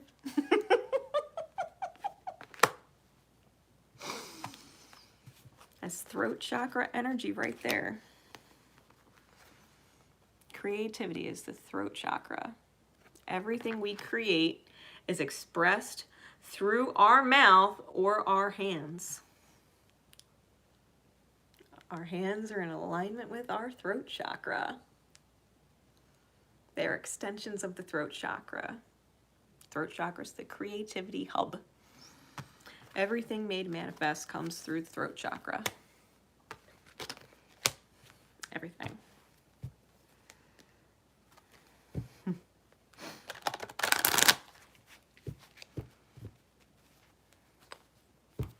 Sitting down, you're watching a movie, relaxing, watching your shows. Like, hey, put your feet up on me. I'm going to rub your feet. I don't like my feet being touched. All right, well, keep your socks on then. I'll rub them through your socks. You deserve a foot massage. Ain't you work all day? Haven't you worked all day? Come on now.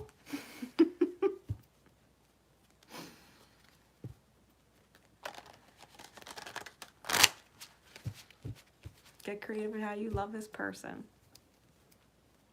Hope that helps. All right. Secret code name, Evelyn. Secret code name, Evelyn.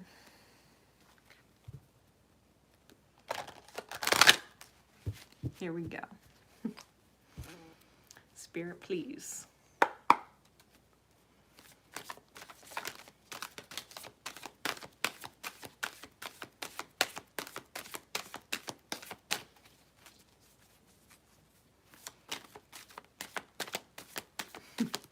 Just real quick, touching back on Raven. Remind them that you see how beautiful their heart and soul is. And other people might not have paid attention, but you do. And you're only giving them back what is equal to them. Beauty and gratitude. You're only giving them what they are because they deserve it. Right? All right. Evelyn. Here we go. Spirit insight, please, for Evelyn. Secret code name Evelyn, and those who would resonate to it or be drawn to this message. Ooh, Ace of Wands.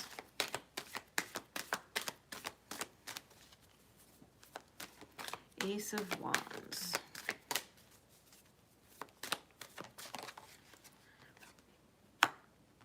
Five of Wands.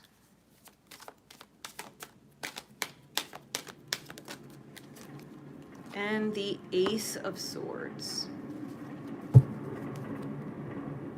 3 of Coins on the bottom. Sacral Chakra on top. Sacral Chakra card is number 2. 3 of Coins. 3 adds up to 5. Then we got 1, 5, 1 here. So you're probably having a lot of 1, 5, 1 synchronicities, patterns with those numbers, and potentially 1, 2, 3 synchronicities. 1, 2, 3. Numbers in progression. Spirit is working on sacral chakra healing with you. Sacral chakra healing means releasing guilt. Releasing guilt. It also can be releasing jealousy that you wish what other people had. If you wish you had what other people had, then maybe you need to stop feeling guilty for other people so that you can create it. Creation. The sacral chakra is the sacred vessel. It is the womb. It is what births the reality.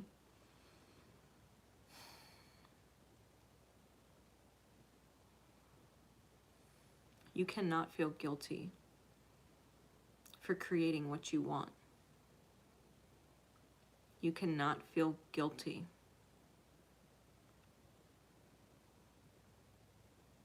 If you've got to communicate with someone or reach out to someone and talk to them, then you do.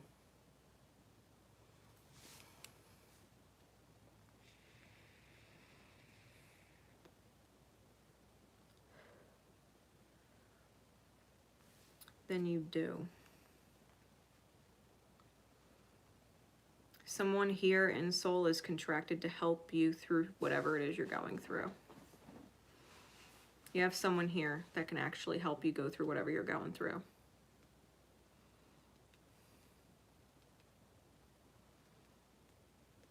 A sacred soulmate who vowed to serve you and protect you from a past life debt they owed you. They owe you favors because you did them hella favors in a past life. And at some point in that past life, they vowed to repay you, even though they knew in this life they couldn't. That life that they couldn't. They said, I don't know how I'm going to repay you for all the favors that you've done to me, but I promise you, I will make it up to you someday. Well, this lifetime is that someday. You have someone who is there for you. Someone who has vowed to help you and do you whatever favors you need done.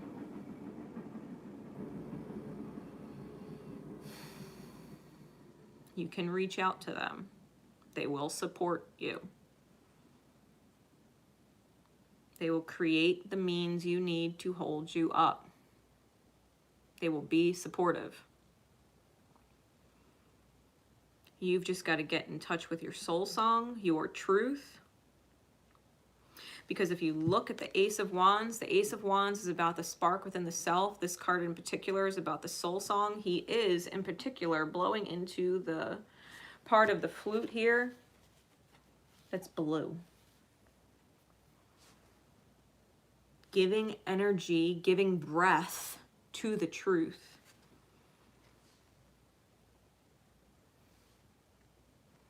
The Ace of Swords is here. Clarity of belief. The truth sets you free. Truth sets you free.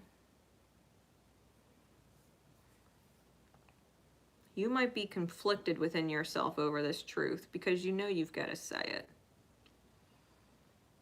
You know you've got to be open, and maybe you're afraid that you'd be a burden on someone. Maybe you're afraid of an argument you'd have with someone else over the truth. And so you're avoiding the conflict in the outer, and yet the conflict is spinning on the inside instead.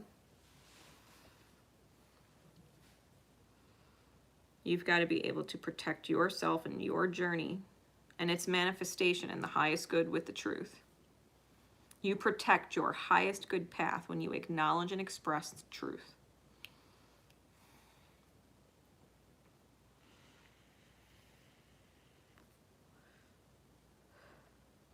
You don't owe anybody anything. People help you because they love you and they're guided to. You don't owe them anything except gratitude and acknowledgement that you appreciate everything that they do. And if you can't pay them back, then you will absolutely pay it forward when you can to someone else who's in need, because you appreciate what they did. Or you will make it up to them in another life, and you will be glad to do it because you can.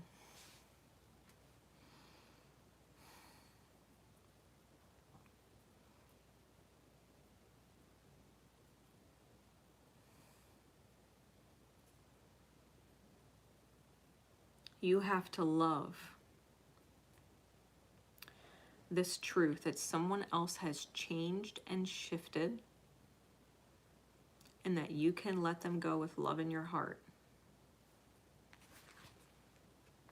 The masculine energy on this card, representative of your ability to choose actions, your willpower, walking through a doorway, a portal, and releasing the butterfly.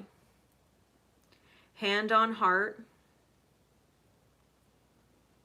letting the butterfly go. Someone in your reality is not the caterpillar anymore. You've got to love them enough to let them fly. You cannot feel guilty. You cannot feel guilty for letting them go. They've transformed. They're not just crawling around anymore. They've got wings. They need to spread them and fly. They're ready. They're ready.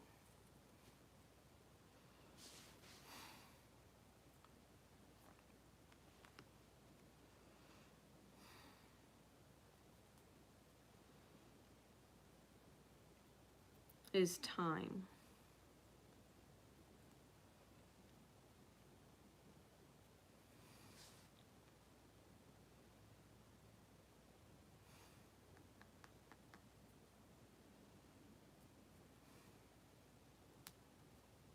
It's interesting, all the masculine energies on these cards, the eyes are either not shown or the eyes are almost shut. Not completely shut, but almost shut. I don't know how well you could see it.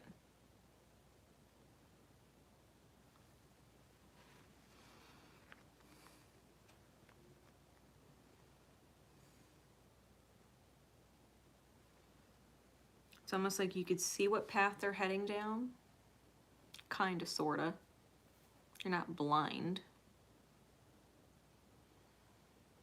But it's not your focus either. It's not where you should be focusing. You need to shift your focus elsewhere. Really, the card underneath that, the eyes are closed. Card underneath that, eyes can't be seen. Under that is open up. Eyes wide open.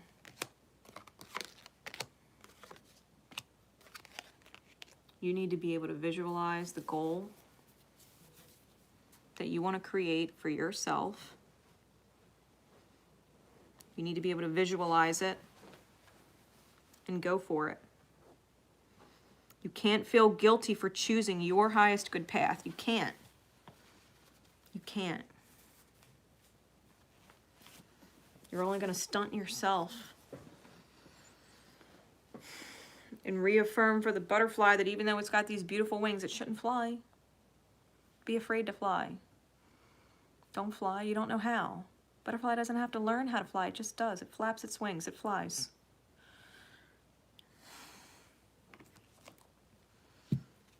You gotta shift your focus elsewhere. Guilt is not the way.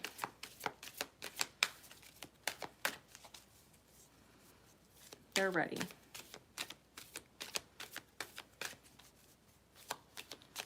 What angel is coming forward for you and with what message?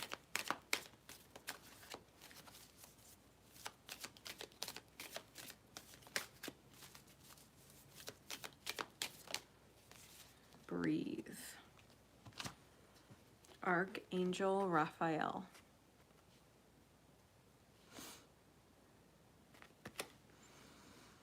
Take several deep breaths and exhale slowly to awaken your energy and to release old patterns. We don't do things out of guilt, and we don't do things out of pity. It's not in alignment. We do what we do because we love, and that's it. If you need to communicate,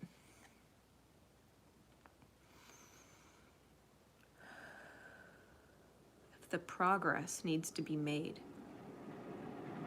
then take several deep breaths and exhale slowly. And call on Archangel Raphael to let your heart heal, because guilt and pity have no place there. Wishing you had ... has no place in your heart. There's no room to feel that way.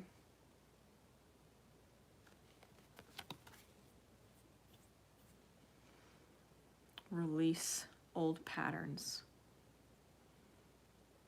And tell yourself, make a vow to yourself that you will never do things out of guilt or pity ever again. Ever.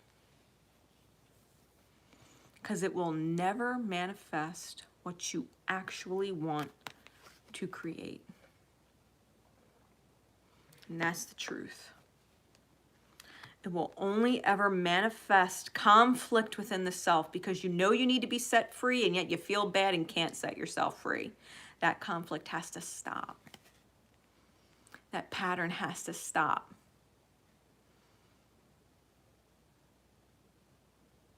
Other people's wounds are not your responsibility. Your wounds are your responsibility. Your joy is your responsibility. No one else is going to create it for you. No one else is going to create it for you. You've got to choose that for yourself. What do you need to remember?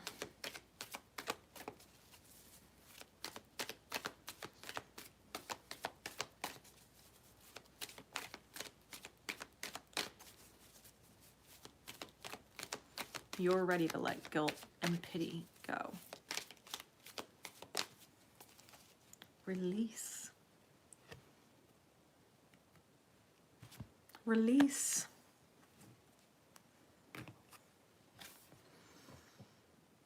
You have the ability to give over unwanted energies to the loving forces of the universe, remember?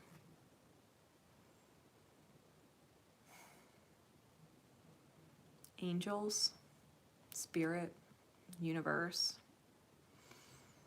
I've got this heavy feeling within myself. And I don't want it anymore. I don't want to feel this anymore.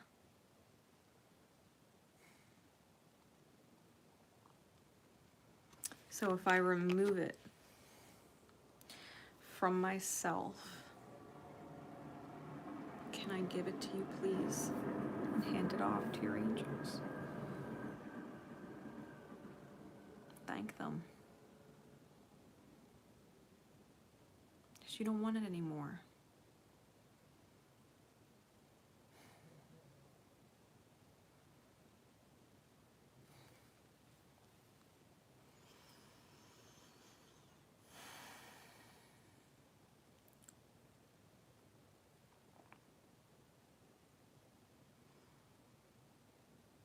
Like I said, someone in your reality loves you and they would help you no matter what because you helped them in a past life. They owed you a debt.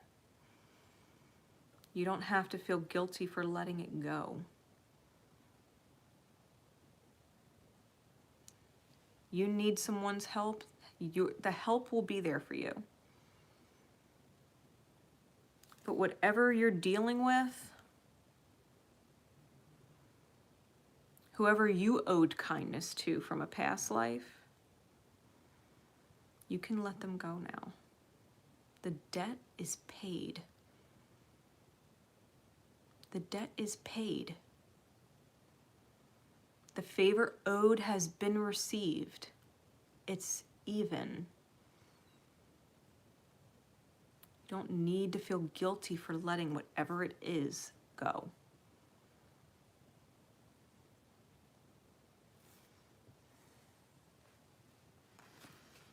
All the debts are paid.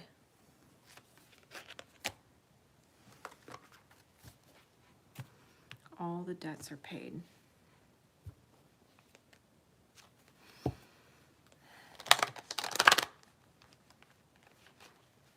Let them go with love and appreciation and gratitude. Just as someone else will have to let you go with love and appreciation and gratitude.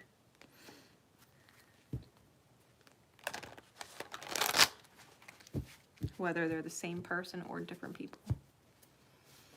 Whoever Spirit's working it for you. All right.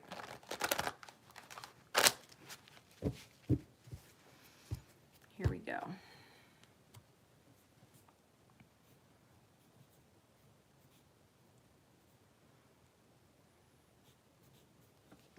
Secret code name. Sound off. And when I heard the secret code name sound off, it reminded me of sound off 1, 2, sound off 3, 4. But it also clicked with like sound off, silence. And when I say sound, I mean energetic noise. Energetic noise. This is the moment you take to just shut off the world for a moment and recenter. You do it in a split second. Shut your eyes and the whole world goes away and you're just in the silence of your center. It's quiet there. You can be guided from there. Is energetically noiseless.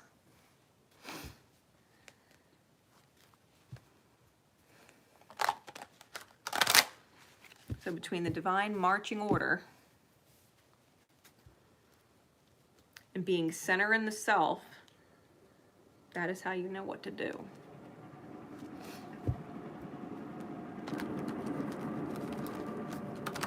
The universe can give you a heads up there, so when things manifest, you already know how you're going to handle it. You already know what you're going to do. You already know what you're doing.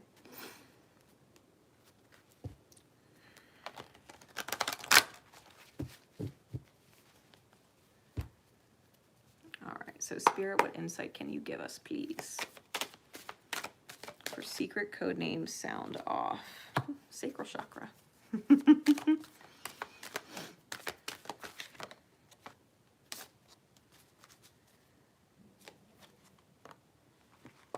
Just breathe and take the lead. It's talking about getting in touch with your center.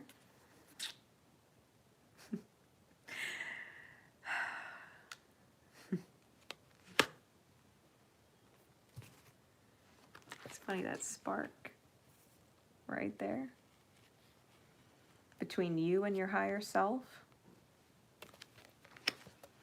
is that spark right here.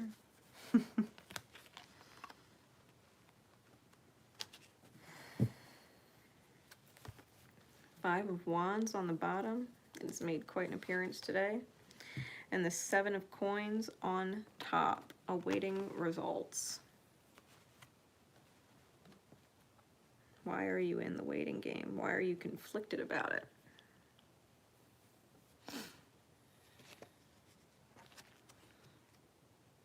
You need to heal. Listen to your intuition. You're in control of your life. Why are you waiting on someone else to tell you when you're allowed to create joy and stability? Sacral chakra, you create it. No guilt, right? We just went over this. No guilt. No guilt. Breathe and recenter.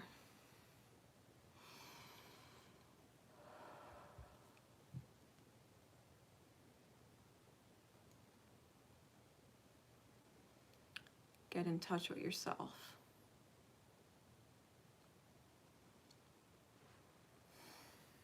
If you can,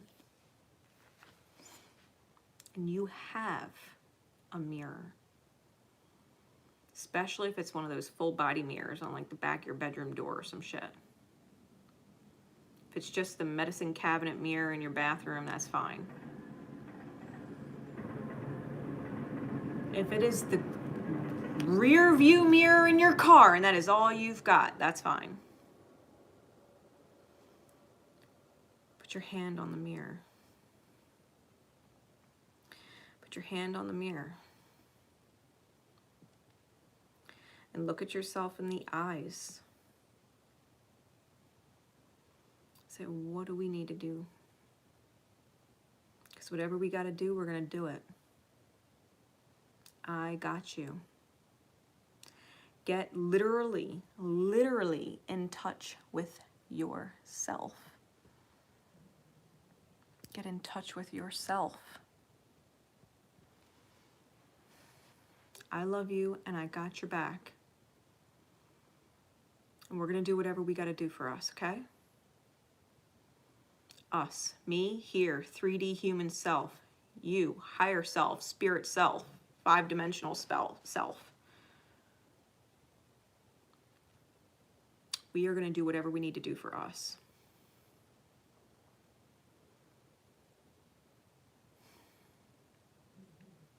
Have that moment where you are literally in the reality, in touch with yourself. Because as above and so below. Have that moment. Take a breath. Get in touch with you. And then act. And then act. The first step. The first step. For example, right? For example,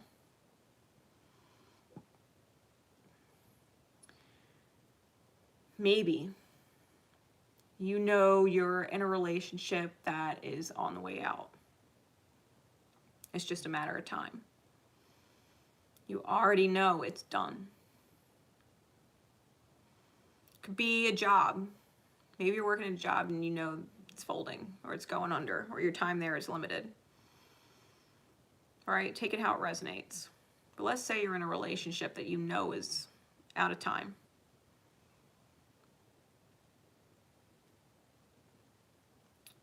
Do you wait until it's over to look at your finances?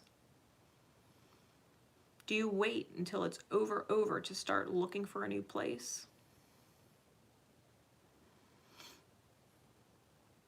Or do you kind of know what's coming and so you kind of start looking and seeing what's out there?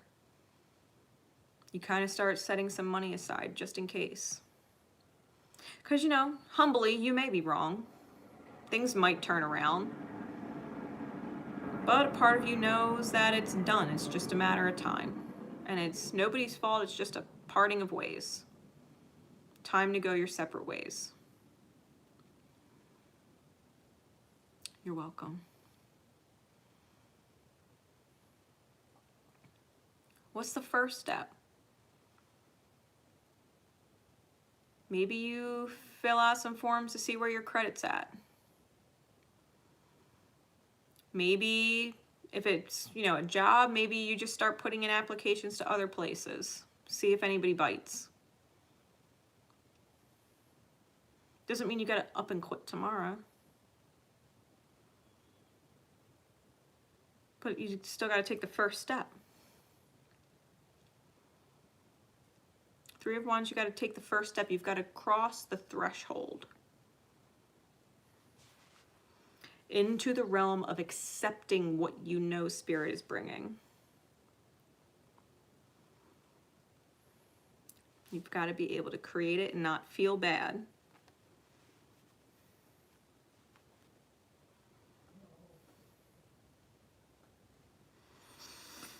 You can't feel bad. You can't feel bad for looking for a new place if your relationship is on its way out. You can't feel bad for putting extra money aside or not being able to do this for that person or this person because, you know, you're making sure you're okay for when the time comes. You can't feel bad for leaving this job that you know you're finished with, that you know at some point is done. You can't feel bad. You still have to take the steps you need to do to protect your life, because life beyond that job, your life goes on. Can't feel bad. You've got to override that internal conflict with yourself and choose to free yourself. You got to choose to free yourself. The healing. That you can listen to your gut.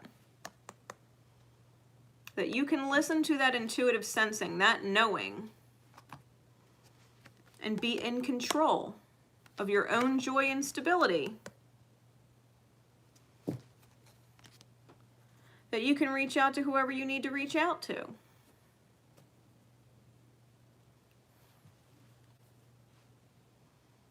That whoever is meant to connect with you will connect with you.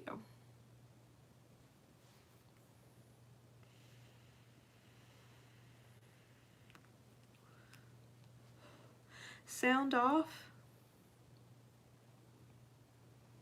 You need to be able to turn the chatter of everybody else's wants and needs and desires and pleas to help me or whatever. Stop. Turn everybody else's wants and needs off. It's very Aryan energy. It's the opposite of Libra, right? Libra is very much consumed with maintaining the balance and making sure everybody is happy, people pleasing. And its shadow, people pleasing. Its opposite or polar sign, its sister sign, Aries, is very much, what do I need to do for myself? Connecting with the self, the soul, is very Piscean.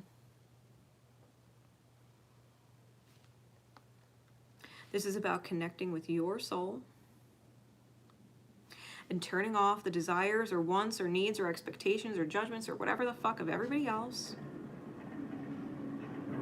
And checking in with yourself, getting in touch with yourself and saying, hey, what is best for us? Me and you, Spirit, what is best for us? Because I got you, and I know you got me. How can you get in touch with yourself and turn off all the other noise? And just simply do what is best for you and let every other chip in the world fall where it may. Because if you're acting in high alignment with yourself, it is, by default, in the highest good of everybody. You got to be able to trust that. Take the first step. You're not skipping steps. Take the first step. Be honest and real with yourself and others. As much as you would love to stick this out or love to stick that out or love to maintain this dynamic or this way of doing things, you know it's not possible to continue on this way forever. Growth has to happen.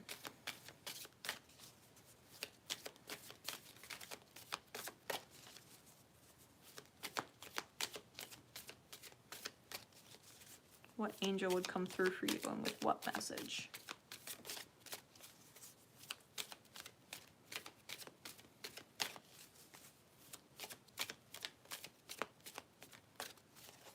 What angel would come through for you and with what message? Yeah, do it. You and Evelyn's secret code name, I got some things in common.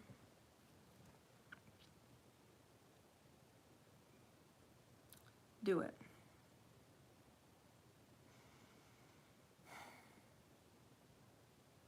Although for you, I'm very much feeling like you got to look in the mirror and be your own angel. You are your courage.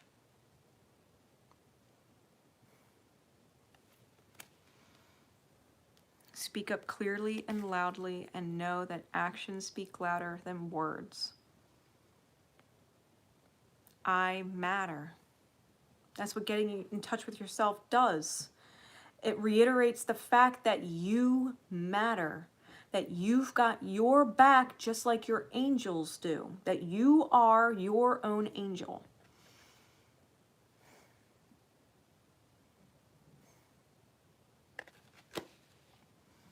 Be courageous and stand up for your beliefs. You deserve to be prepared. You deserve to be prepared.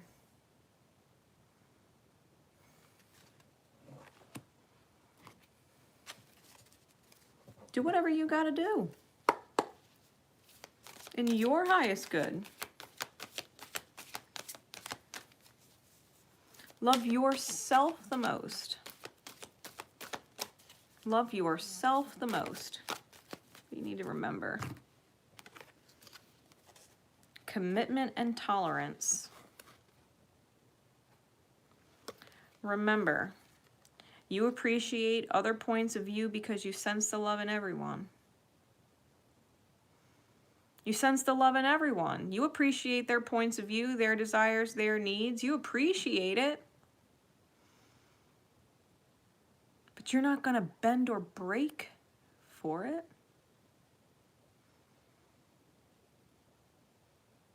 Other people want you to not consider yourself because they need to be considered.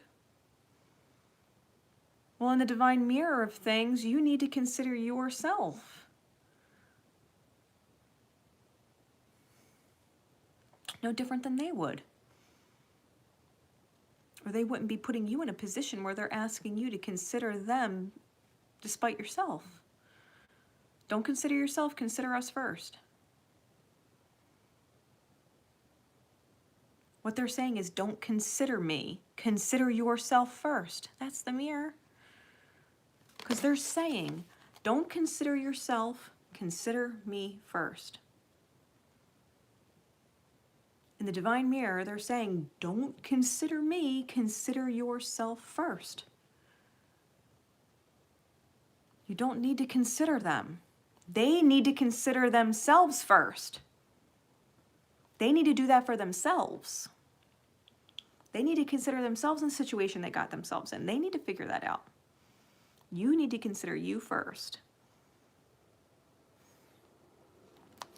Remember, you dedicate yourself to your beliefs wholeheartedly, knowing that love is the essence of your very being. If you can wholeheartedly commit to the fact that you need to love yourself first and commit to yourself first, to consider yourself first, then you got to know that when you take that action, it's because the love in you, it ripples to everybody. It is the essence of your being.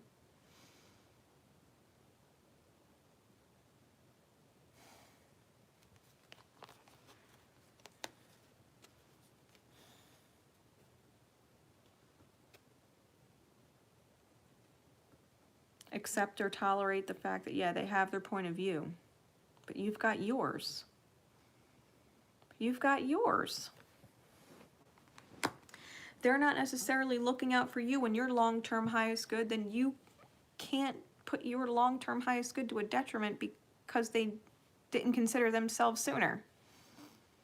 Now they need everybody's consideration because they didn't have any for themselves or anybody else already. It's how people manifest the situations that they're in.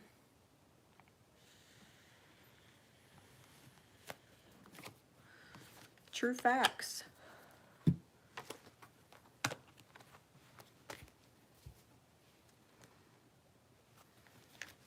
True facts.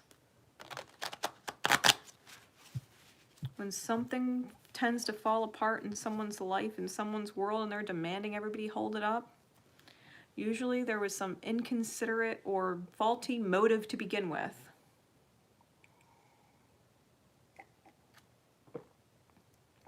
Sacral chakra, like someone's greed.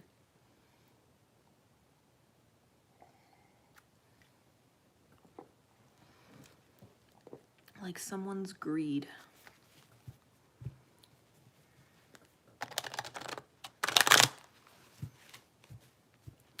It's like a business saying, well, I'm going to charge $5 for my coffee because Starbucks does. But I know our coffee's not as good as Starbucks. But shit, if people are going to pay for Starbucks, they could pay it for here. I'd rather make the money. I want $5 a coffee. But they're not Starbucks. It's not their quality. And people don't want to pay $5 for it. And now that business is closing, and yet they're asking all of their employees to stay and stick it out despite the fact that it's closing. Don't look for a new job. Don't start a new job. Stay here until the day we shut our doors. And then figure out what you're going to do. Why? Because you were greedy and wanted to make $5 a fucking coffee when it's only worth $1.89? You should have been charging $1.89. Maybe more people would have came in for your $1.89 coffee. And you would have made $5 profit. Instead of trying to milk people for $5 a coffee when it wasn't fucking worth it. Maybe you wouldn't be closing if you weren't greedy. Right? Take that metaphor. Someone's motives were faulty. Got them in the situation they're in. It's not your job to sync with them. Not your job.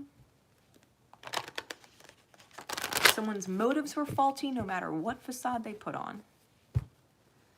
No matter what excuse they have. Faulty motives are faulty motives. Low vibrations are low vibrations. All right. I hope that helps. Swan Spirit.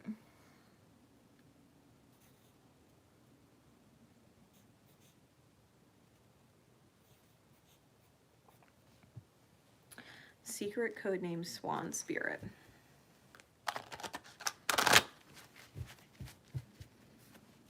Spirit, please. What insight can you give us for the new reflection for secret codename Swan Spirit and those who would be drawn to this message?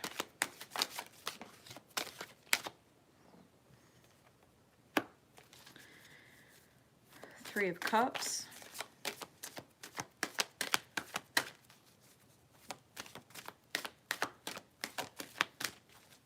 Three of Cups. What else?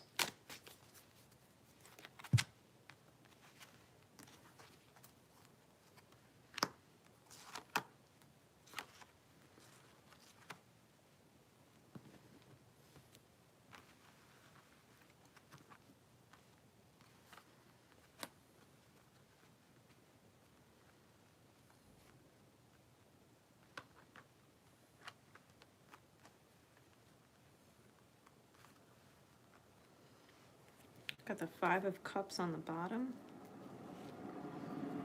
And the Two of Coins on top.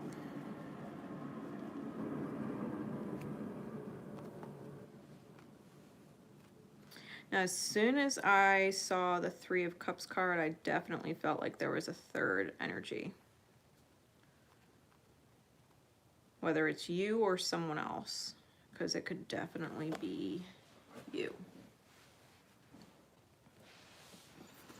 Especially because the bottom of the deck is change your focus and the top of the deck is find balance. You can't take someone else's cake and eat it too. You can have your own cake and eat your own cake. But you can't take someone else's cake and eat it. That's not fair. It's not yours.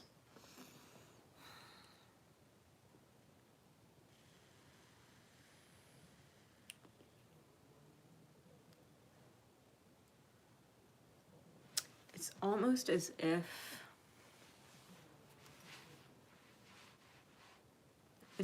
as if there's some kind of desire for you to, and forgive the wording because I'm sure there's a better way to word it, I just don't have the words at the moment.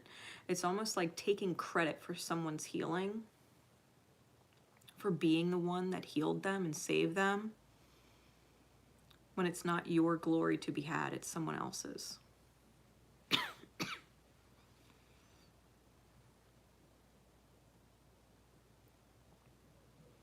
It's someone else's job to heal them, to get the credit.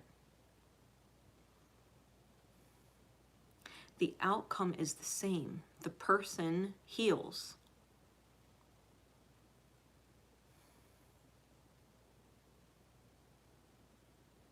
But it's almost like you want the credit.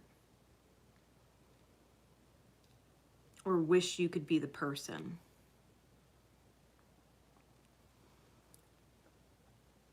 But the fact of the reality is, consciously, you need to find balance within yourself and your own life. You're focusing on the stability or the balance in someone else's, and being the stability and balance in someone else's, but it's to the detriment of the balance in your own reality. Swan Spirit, you need to be able to gracefully flow. If someone else has entered the picture and it's their job to be the saving grace, like, let them. Because you've got to shift your focus.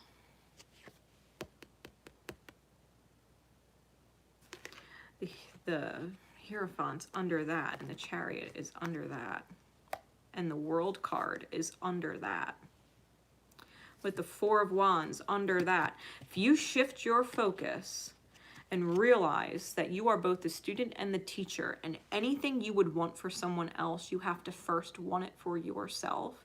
If you want someone to find balance and be saved in your reality, it's because you in fact need to find balance and save your reality. You need to save your reality. If you want someone to focus on themselves, focus on the bettering of their life, then you in turn, as the teacher, are also the student. Practice what you preach. Take your own best advice. This was a big part of the new moon and scorpionic energy from the live this morning that I did on Facebook. Being able to practice what you preach. You have to be able to take your own advice. It's a key out of the bullshit karma.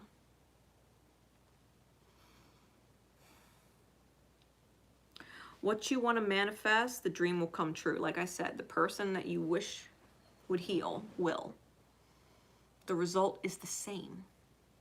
Your desire is the same. For them to heal, the result, that wish will be granted. But you've got to take a leap of faith. Know that they're not helpless and hopeless, that there is a way. Because you don't want to end up in a helpless or hopeless reality yourself.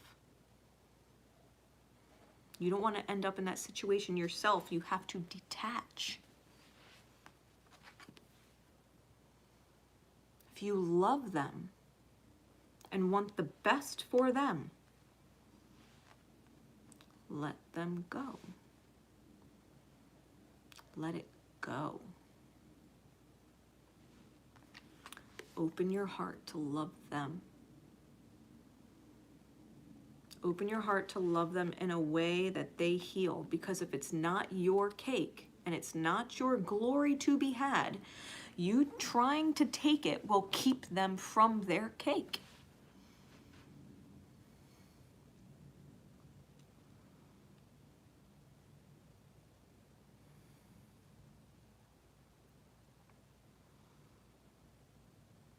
You got to take a leap of faith on letting go of this mental prison that maybe you are the only one that can save them. The only one that sees and can help them because you see it. This is the divine bringing to your attention that you are not the only one who sees them healed. Someone else in their reality loves them and would see their healing through to the end and is capable of helping them achieve it better than you could in your position. Maybe they're more receptive to this person. Maybe they listen to their advice better. Maybe this person has a different way of communicating than you do. That's easier for the person you wish the best for to take to heart and actually do something with it. You are not the only soul who sees them. Whoever this third energy is your angel. Because they're helping you help this person heal when you can't. It's just not the alignment. Whoever it is that you want to heal, there could be something in their chart that will never take your advice. It's not your fault. It's not that your advice is bad. Maybe they don't understand the way you communicate. Maybe you trigger some kind of wounding in them that keeps triggering off whenever you try and help them. And they're not receptive. It doesn't register. It's not your fault. It's not their fault. It's just the alignment's off. But someone else has different placements that sync up with theirs really well. They're receptive to them. They listen. This person gets them the same way you get them. But they pull the better aspects out of them much easier than you do. So thank the fucking heavens that the person you want to heal ran into somebody who sees the beauty and potential in them the way you do and can pull the potential out of them where you can't. Take your hands off the wheel and get back to your own life and what you need to focus on and what you need to think about for you. Whatever advice you were giving this person that you care about that was rejecting it, take that advice in some which way, shape, or form and stop rejecting it. Heal. Because what heals in you heals in them. It heals. Flow. Have some mercy for yourself.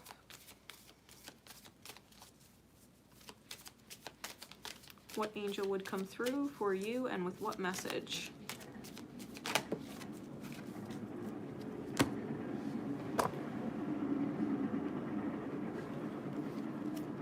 Remember who you are. You are the creator. Archangel Michael. Archangel Michael. You are a powerful, loving, and creative child of God. You are very loved. You are loved. And this person that you love will love you even more when you give them their cake back so that they can eat it.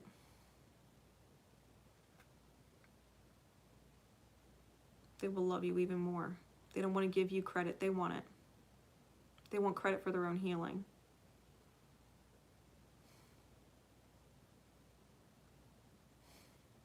Remember who you are. You are the creator. And where you prayed for this person to heal and couldn't reach them, you created a person, an energy that aligned with them to help them. You manifested it.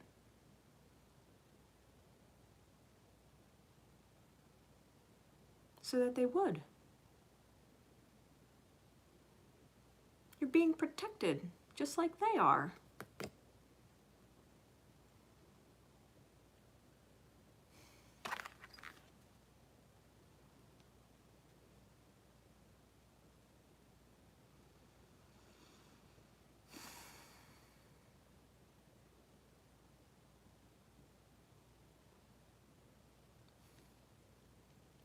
Let the truth be what it is.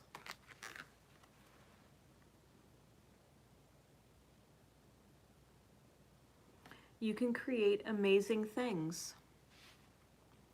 Whether you're an active participant in or a passive participant from the outside.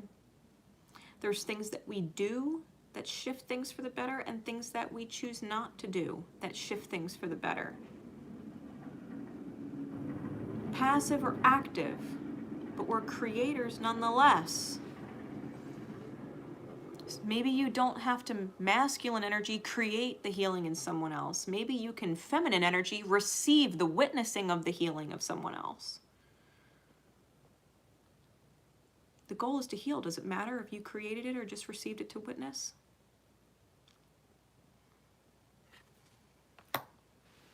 Right? Take this how it resonates for you. What do you need to remember?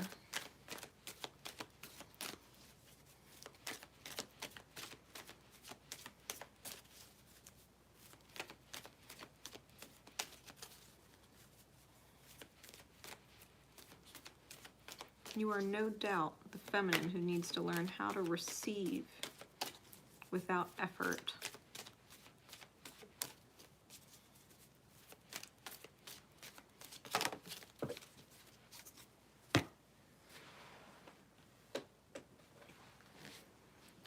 Remember virtue. You acknowledge your loving spiritual attributes that encourage others to grow.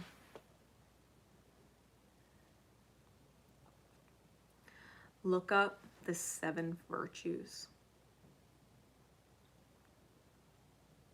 Look up the 7 virtues. Google it.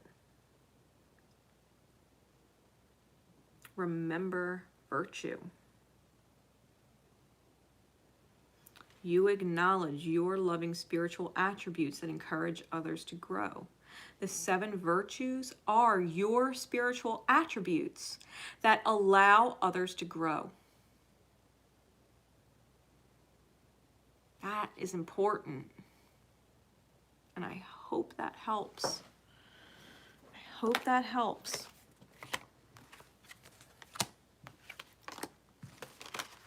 Because this is your key out of the bullshit. You don't need to get hit with the tidal wave of shit. You don't. If you caught that live this morning, you do not need to get hit with the tidal wave.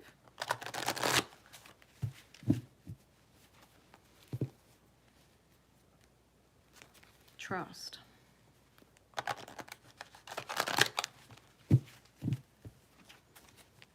All right. Secret code name, Casper.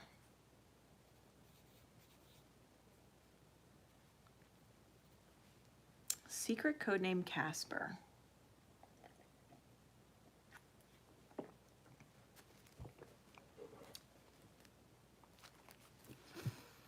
Casper the friendly ghost.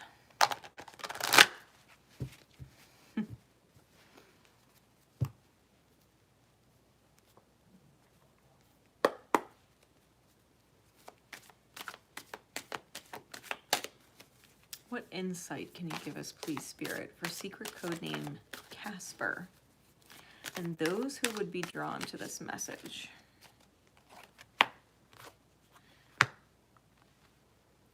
Two and 20.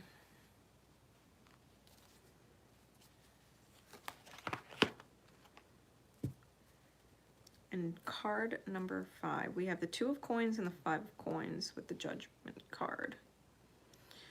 9 of wands on the bottom. The Lovers, Gemini energy on top.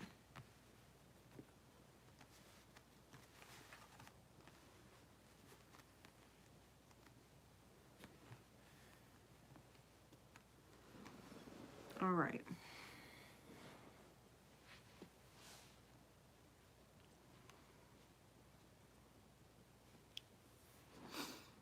If you think about Casper, the friendly ghost, we think of ghosts, right? Things from the past, right? Things that pass away. People that pass away become ghosts or spirits, right? Typically ghosts that linger have unfinished business. A lot of people are afraid of ghosts, right? They're maligned, they haunt. Casper broke the mold, right? Casper was the friendly ghost. He didn't want to haunt people. He didn't want to scare people. He just wanted to be loved, right? And he was very alone. He was very alone. If you flash back to like the 90s where David Sawa and Christina Ricci were playing in Casper. Just wanted to be loved. Just wanted to be real.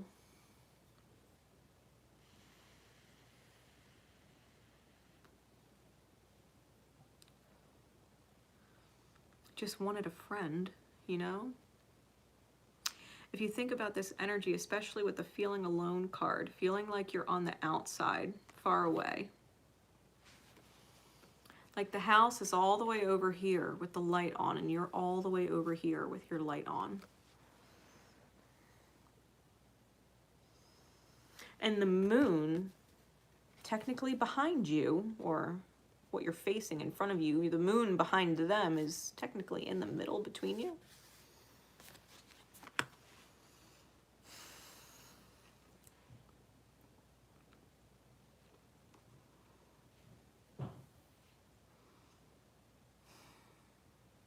It's almost like the hard part for them is done. The place that feels like home for you.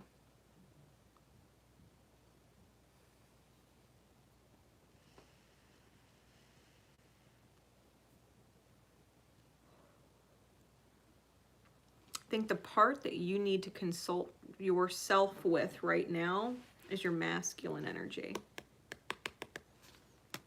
And bringing it into balance, right? Union. Taking the lead, listening to your intuition. Believing in succeeding. Win or lose. Believing in succeeding, win or lose. That no matter what the outcome is, that you would perceive a win or perceive a loss, that either way, it is, in fact, winning. The Nine of Wands suggests that you don't know if you could take the last step because what if you get hurt? What if it's too much for you to handle? What if it's too much burden on the soul, too much weight for you to carry? What if the pain is too much? That's what you're overriding, or at least seeking to override, because the feminine, the heart space, is manifesting like crazy. The heart space has created a lot to receive. The judgment, the cash out of the karma is that you would receive immensely. This is the belief that you have to stop to consider. It's not about, well, what if it fails? What if the pain is too much? I think you know you could handle that. I think what you're possibly unsure about is if it's succeeded. What do you do when you get there, when you take the extra steps to get there and face the moon, right? Face the wounding. What if you got there and knocked on the door and they answered and they were happy to see you? Like, what if you succeeded? As the friendly ghost of the past, what if they were receptive and became your friend? What if they welcomed you in?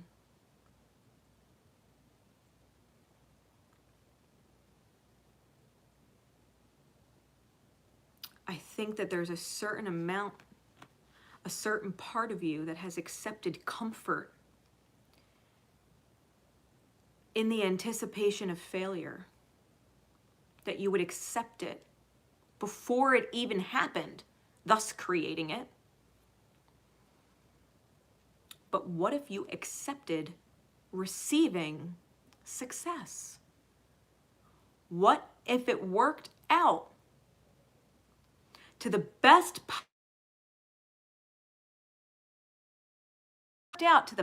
possible vision?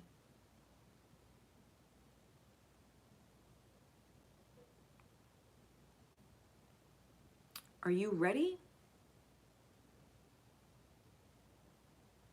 Could you handle it? Success.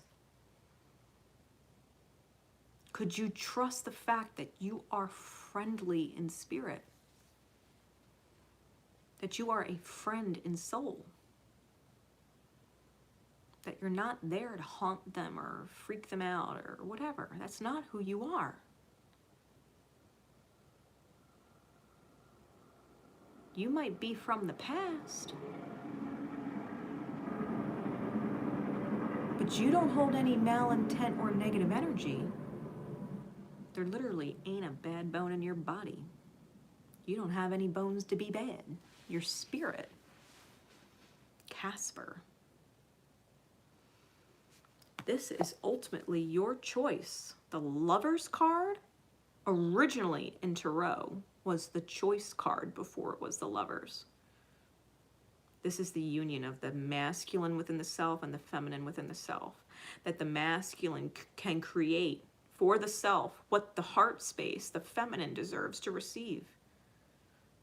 That they work in alignment. The union within the self. That you can trust yourself to take whatever steps are necessary in facing your woundings and overcoming them so that you can succeed.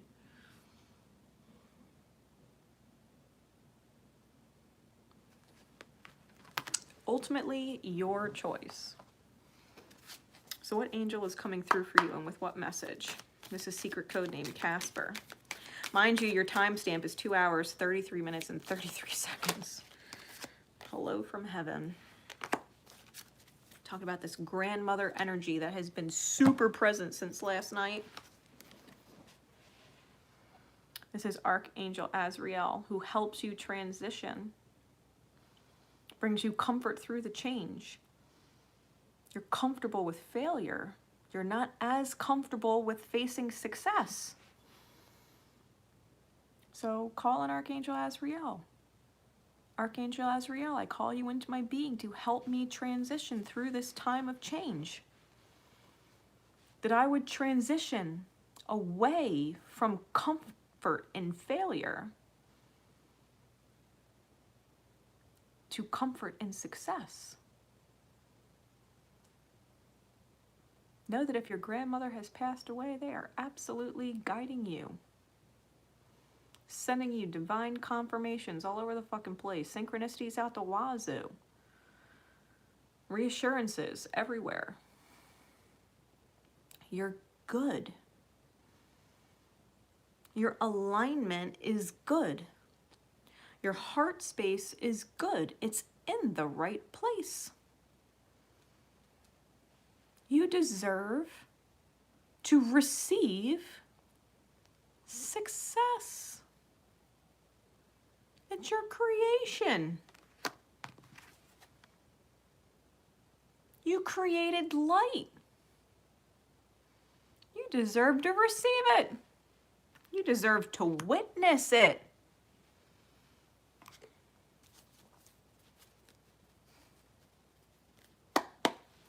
What do you need to remember?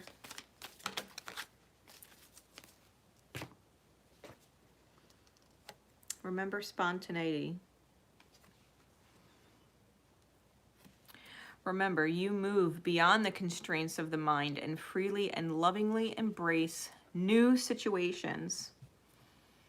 Success is new for you. Be spontaneous. Allow yourself to succeed. Allow yourself to succeed. The beauty of spontaneity. Let yourself be spontaneous.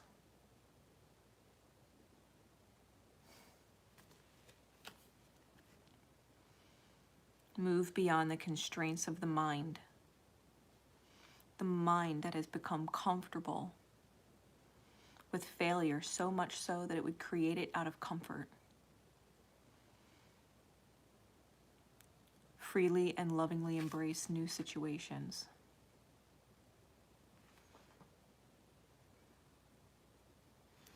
Take it how it resonates. I hope it helps. I hope it helps.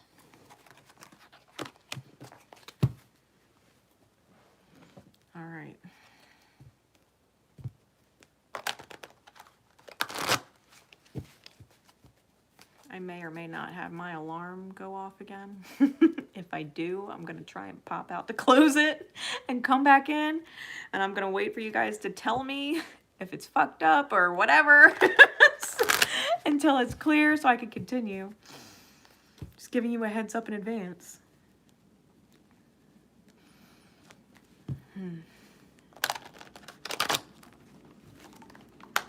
Matter of fact, let me just see if I can do it right now. Are we back? Let me know if I'm back. Let me know if I'm lagging. Let me know if the words coming out of my mouth do not match the way my lips is moving. Let me know if I'm good. Let me know if I'm good. I love you guys. We are getting into secret codename Pixie Shine. Good. Thank you. Thank you very, very much. Secret codename Pixie Shine.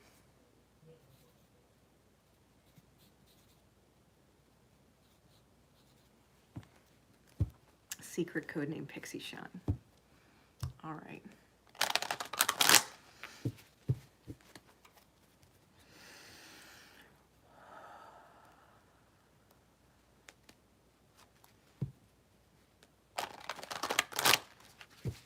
Spirit, please.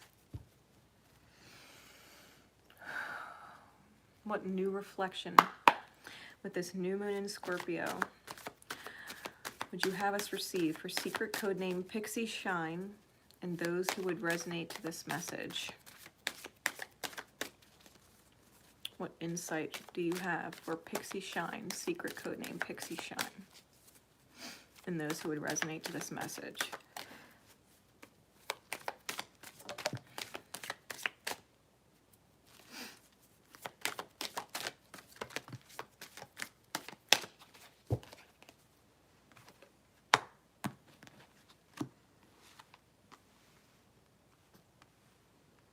Interesting. Sacral chakra on top, 8 of Cups on bottom. And we've got the Ace of Wands with the High Priestess, Listen, in reverse, with the Ace of Cups, Love Abound, in reverse. It's interesting, right? It's funny, 7 people are in here viewing at the moment, and there's 7 thumbs up on the video. 7 is the 7, thinking about the 7, the number 7 is the 7-pointed star. It is called the fairy star. Another name for the 7-pointed star is the fairy star, the elven star. Pixies are fairies. They're in the realm of the fae. Okay, they're a type of fairy. The light of the fairies is that they are neutral. They are not necessarily good aligned, but they're not necessarily bad aligned either. They give their end of the bargain and expect the other end of the bargain to be held up. If the other end of the bargain is not held up, they take away their end of the bargain. Fae are neutral. They don't do good for the sake of good or bad for the sake of bad. They do for the sake of balance. The divine nature of things. The magic in balance. That is the Fae's light. That's why you hear all these stories about how fairies make deals, and then if, you know, the deal is broken, that there's some kind of punishment. It's not because the deal was impossible. It's because you made a deal, and fair is fair. This is what they promised. They gave. That's what you promised. Well, did you put up? Or do you need to shut up? Do the gifts they gave need to be removed because, you know, bargain wasn't upheld, the deal wasn't upheld?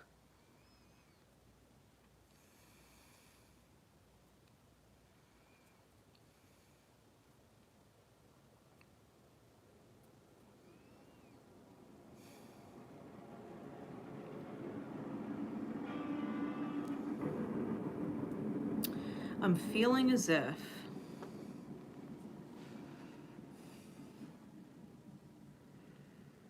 you attempted to create something, and now you have to move on. You attempted to create something, and now you have to move on.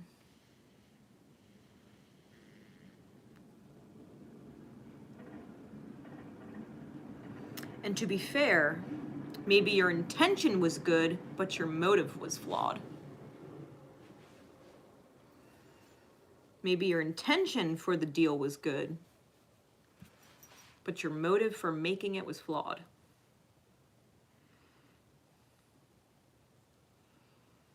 You didn't intend to hurt anyone.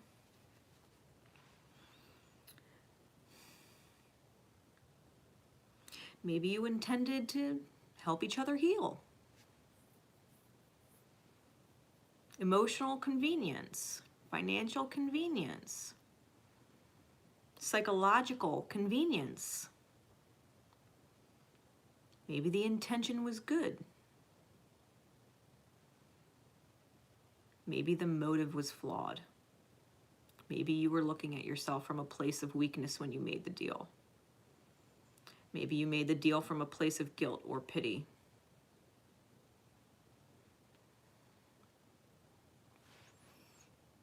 Maybe your motive for making the deal was because you were jealous of someone else. A great example would be a typical karmic relationship, right? Getting involved in a karmic relationship because your twin flame went off in a karmic relationship and you're jealous that the karmic has your flame. So you create a relationship with a karmic too, so that you're not alone. The intention was good. You and your soulmate, your karmic soulmate, had good intentions for each other, but the motive for being together was bad. Wasn't in alignment.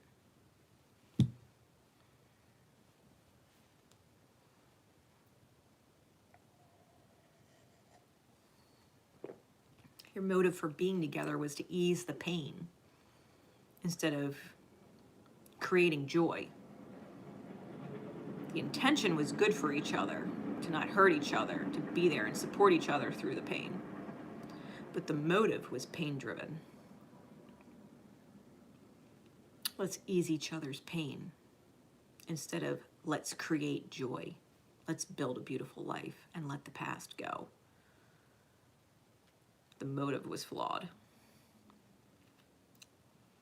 So now, if you listen to your truth, if you listen to what your spirit is asking you to do, it's because you didn't listen to your intuition already and you tried to create overflow with the cup upside down. It's like trying to create an overflowing cup, but your cup is upside down. It's not in the right position to overflow. If it's upside down, it's pouring. If it's right side up, it's overflowing. It's flowing over. If it's upside down, it's pouring. The intention was good, but the method was flawed because somewhere the motive was flawed.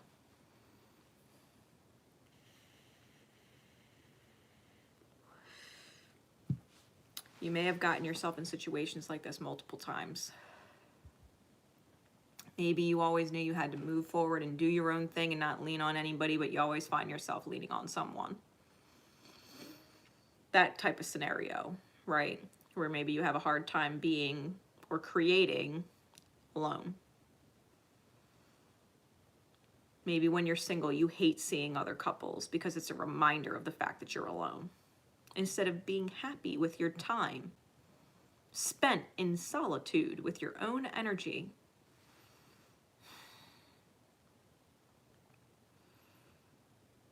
Discovering yourself. Getting in touch with your spirit. What's best for you. works for someone else in a moment might not be what works for you in the moment.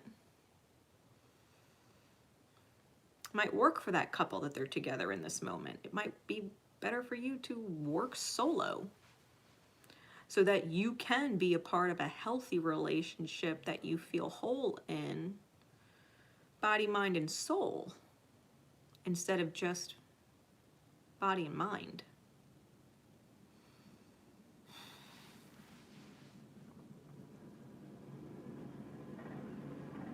You know what I mean?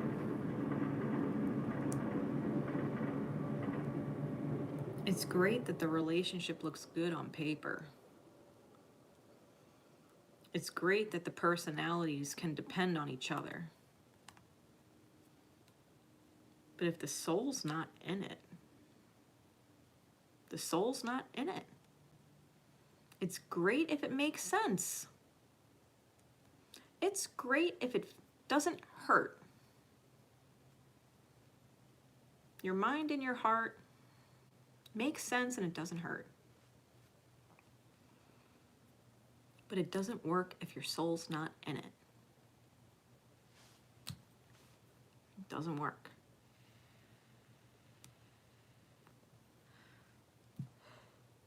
It will always feel like it's pouring out and emptying as opposed to being full and overflowing. It will always feel somewhat empty.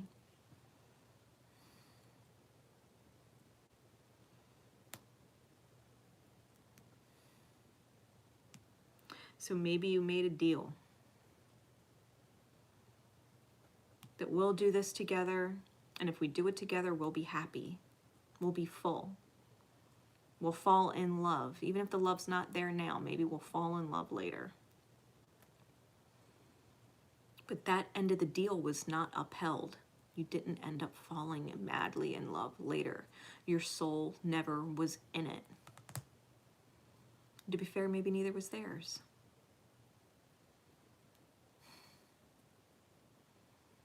So the deal has to be retracted. The intentions were good, but it's not actually what we wanted.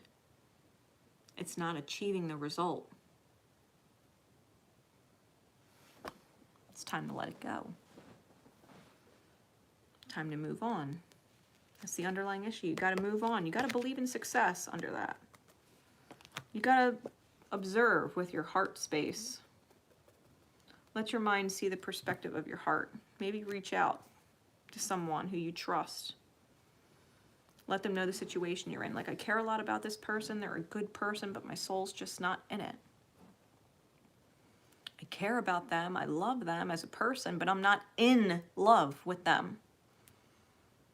Because the person that loves you and wants the best for you is going to tell you, listen.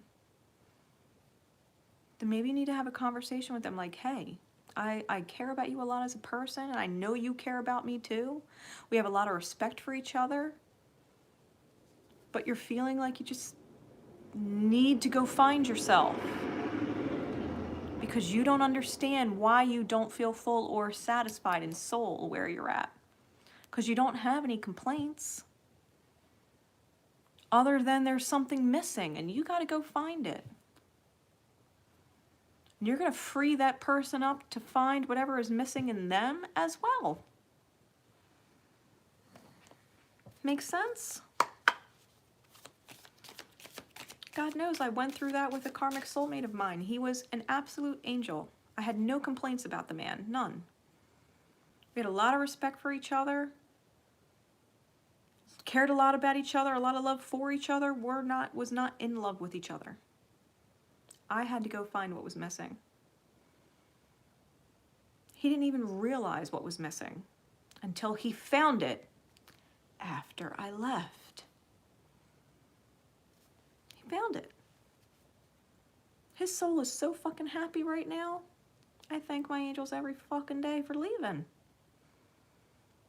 Because what he deserved, I couldn't give him. My soul wasn't in it. He deserved that. I found mine. Found what was missing. Yeah,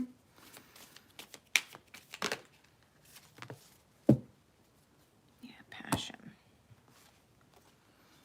Archangel Haniel and Archangel Jophiel. Follow what sets your soul on fire. Archangel Haniel is God's grace. God's grace and flow. Trust and follow renewed passion in your life. Follow what sets your soul's heart on fire. It's great if it makes sense and it doesn't hurt, but if there's no fucking fire, if there's no excitement, if there's no passion there and your soul's not in it, it's not what you signed up for. You signed up to follow your passion and live in passion. Archangel Jophiel is the beauty and the gratitude of God. The archangel of beauty and gratitude. It says your dreams are blooming more rapidly than you realize. Still, they need nurturing and patience. Your highest vision, your desire of feeling full, passionate about your life and what you're doing and who is in it, being soul filled, it's already being realized. You've got to have patience with yourself and nurture yourself to get it. Have patience with the process. Have the hard conversations. They're beautiful ones. In hindsight, the hardest conversations are the most beautiful ones. God knows, having that conversation with my ex, and he didn't realize what was going on. All he knew was something in me was missing and lacking, and he wasn't getting the best of me. And I couldn't give it to him. Having that conversation that I needed to go find myself and that it was over was a hard conversation, and he took it hard at first. Hard. But when he finally realized what he was missing and found it, it made that hard conversation such a blessing in hindsight.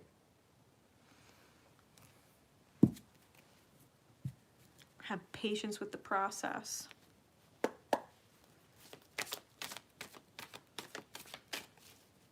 You're allowed to feel like you're overflowing joy. What do you need to remember?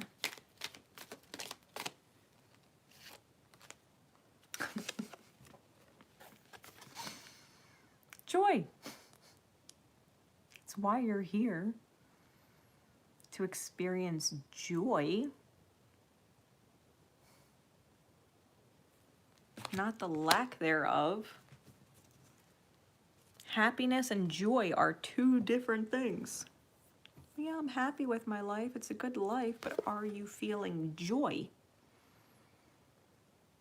Remember joy. Remember, you delight in the love of life and bring a spirit of fun to all that you do. Fun, passion go hand in hand. Because we enjoy what we're passionate about. It's fun. I enjoy and am passionate about doing these readings. I love it. It's fun for me. Follow your joy, your passion. Let life be fun. Let life feel full. Get back in touch with your purpose. Hope it helps. Hope this message helps.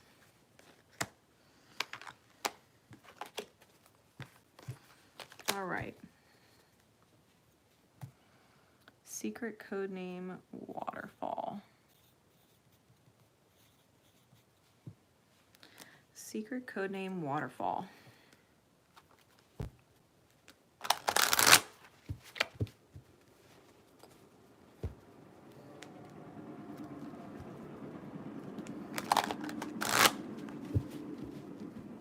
Spirit, please.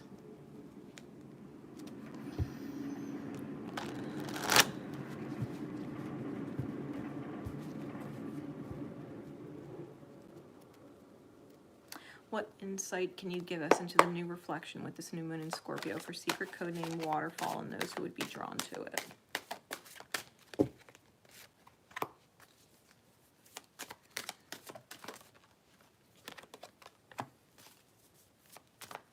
What message would you have for secret codename Waterfall and those who would be drawn to it?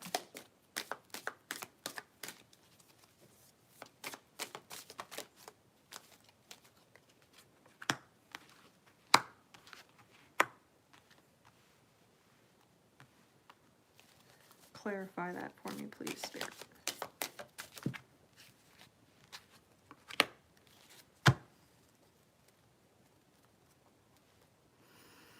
Ace of Wands is on the bottom.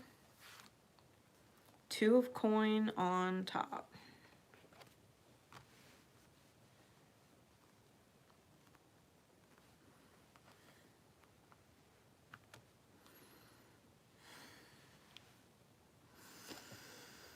All right.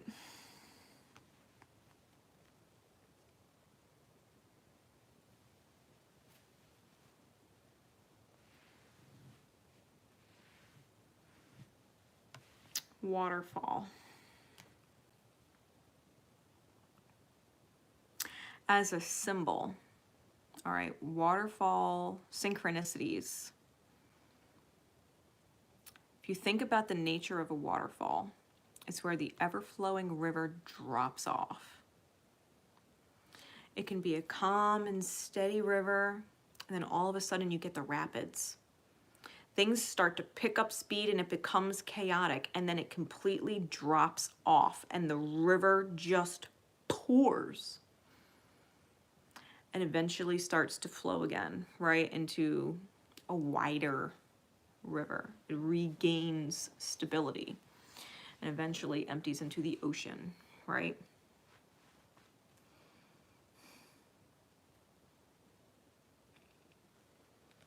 This is the drop-off.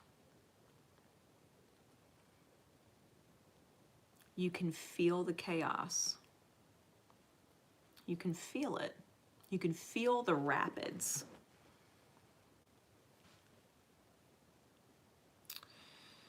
Yeah. You can feel the rapids. You can feel that the universe is picking up speed. And things are happening beyond your control.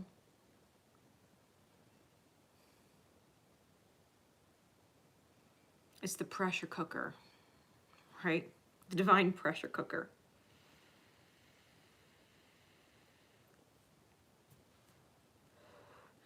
You got to make moves and you got to make them quickly.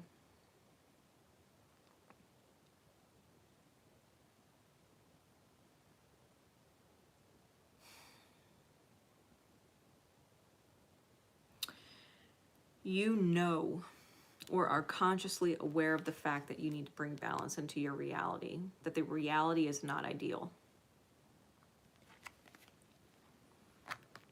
You have all these different areas of your life that need nurturing and they're not in balance.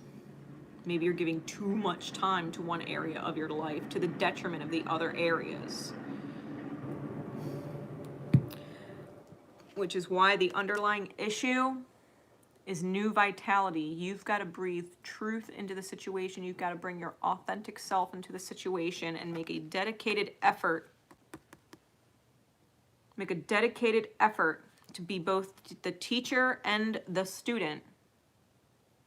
And take your own advice, the truth, the truth, the truth. So that you can close this cycle. The World card is underneath that.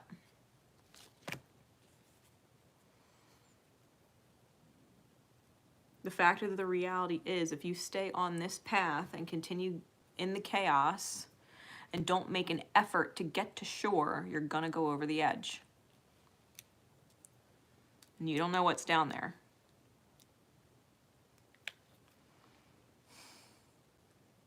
You don't know how far the drop is.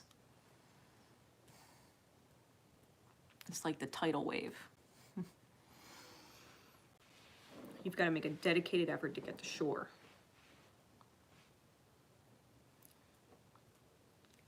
This is where you need to take a moment to get in touch with yourself. Four of Swords. You need a moment to sit back and just collect yourself for a moment. Look around at the reality. It's like knowing there's one rock inside the rapids that you can grab onto and just take a moment before you decide which shore you're going to go to, or your best route there, or see if there's a huge log or something floating down the stream that you can utilize to get to the shore faster, easier. You know you can't stay sitting on the rock forever, but it allows you a moment to pause. You know you can't sit still forever, but you still need to take a moment to pause and move. The Chariot. Move. Make the move.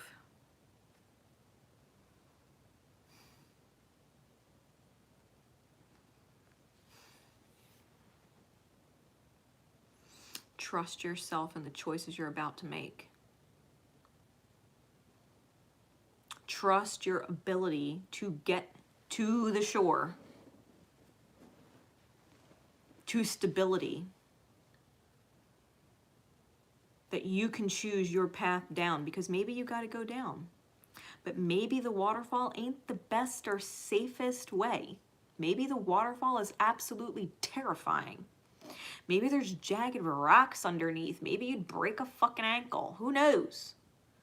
Maybe you'd have the wind knocked out of you and you damn near fucking zombie float halfway down the river before you land on the shore somewhere. Maybe you don't have to go through all of that, and you can get to shore and find a safer path down, only to end up at the same shore.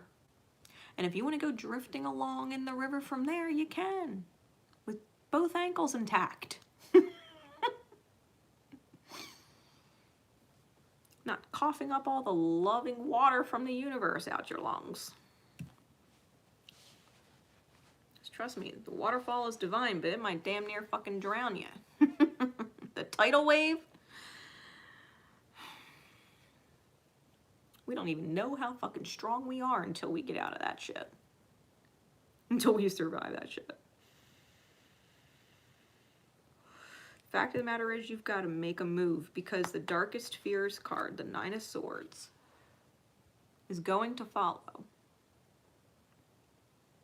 You're going to have to face your darkest fears one way or the other.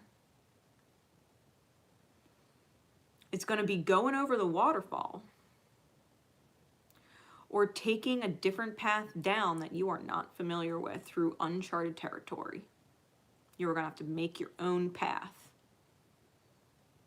It's not going to be spelled out for you. You're going to see it one step at a time, knowing where you intend to be and that you plan on getting there. You're going to have to trust your choice. The only reason you're afraid is because you're not listening to your intuition.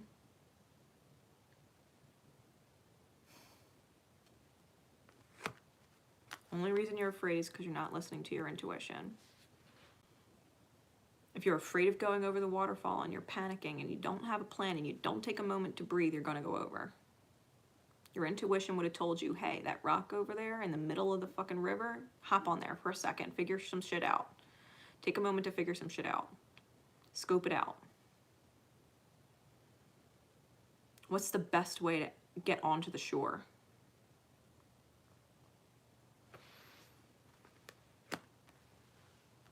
Or you're going to face your darkest fear of going into uncharted territory, path you haven't been on before, having to make choices and trusting your choices each step of the way. You're only afraid of it because you're not listening to your intuition, and your intuition would tell you it's okay. You're safer on the shore than you are going down over the waterfall. You're safer over there.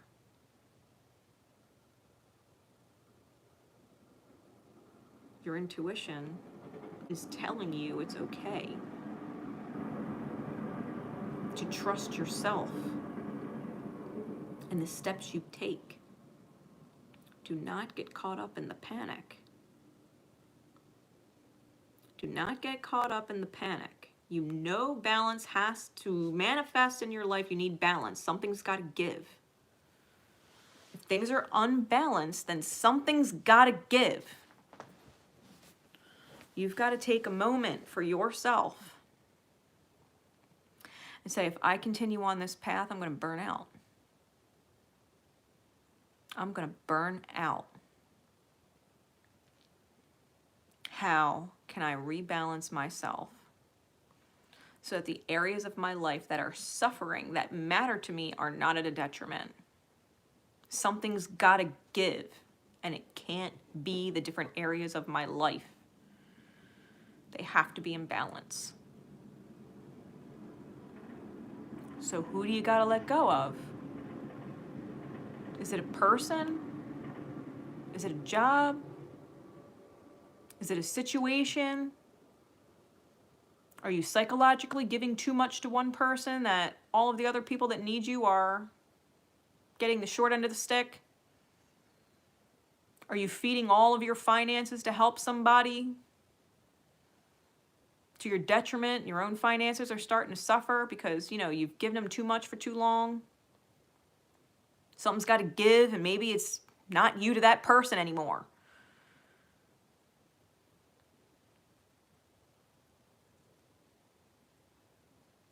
Figure out a way to get yourself to shore.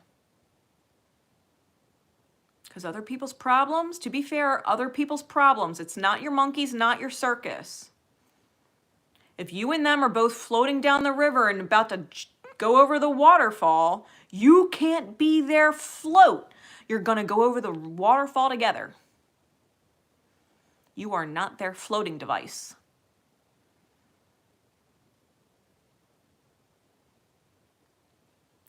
Let that person know, listen, there's a rock over there. Maybe we should just take a minute and step back and see what better solution there is, because this is not a solution. We cannot use each other as floats. It's not going to help us. There's got to be a better way. We need to take a step back and figure out what the better way is. Maybe that person needs to find a better job that's offering them more hours. Maybe this person needs to leave the terrible relationship they're in, or stop calling you about it when there's nothing you could do to help them because they're not listening to any of the advice you've given. There's got to be another solution. Like, hey, I love you and I'm there for you and you can call me, but just not about that shit. Call me when you decide to change it. Help yourself. Otherwise, I'll talk to you about anything but that. Because if you're going to call me for that, I don't have time for it. I have other areas of my life that need me. And this is what's got to give so that I can do that.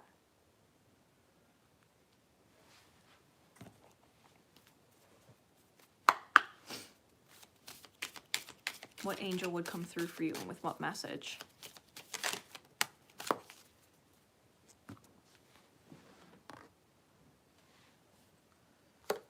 Archangel Haniel. Grace and flow of God. Sensitivity. You're not incorrect.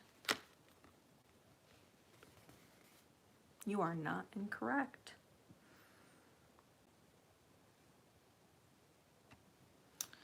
It says you are extra sensitive to energies and emotions right now. Honor yourself and your feelings. Because if you feel like you're crashing on the inside, if you feel like chaos on the inside, that's what's going to manifest in your outer experience. And your outer experience is going to crash and become chaotic. You got to get a hold of yourself. You've got to reclaim control of your life. You're not incorrect. It feels chaotic for a reason. You're about to go over the waterfall. You're not incorrect. It can't continue like this. You're not incorrect. Honor yourself and your feelings. If it bothers you that some part of your life is falling to the wayside and it matters to you and it sucks, then the feeling sucks. Honor that feeling. It sucks. You don't want it to suck. Honor yourself. Don't let it suck anymore. Pay mind to it. Give it attention, the attention it deserves. Honor yourself and your feelings. You're not wrong. It needs your attention. Everything else and everyone else can wait. They can wait for their turn in divine balance. Because maintaining your friendships is an area of your life. Your friends are an area of your life. Your partnership is an area of your life. Your children are a part of your life. What you do for yourself, your creative energy is a part of your life. Your work is a part of your life. Your home is a part of your life. Your thirst for knowledge and your interest in things is a part of your life. They all deserve your time. You're not wrong. Something's been taking up too much of your time. It's out of balance. You can fix it. Reallocate your energy. Release. What you need to remember. Remember, release. You have the ability to give over unwanted energies to the loving forces of the universe.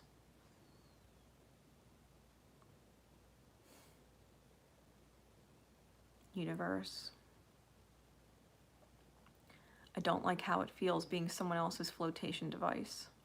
I don't like how it feels to panic knowing that certain areas of my life are falling to the wayside and they shouldn't be.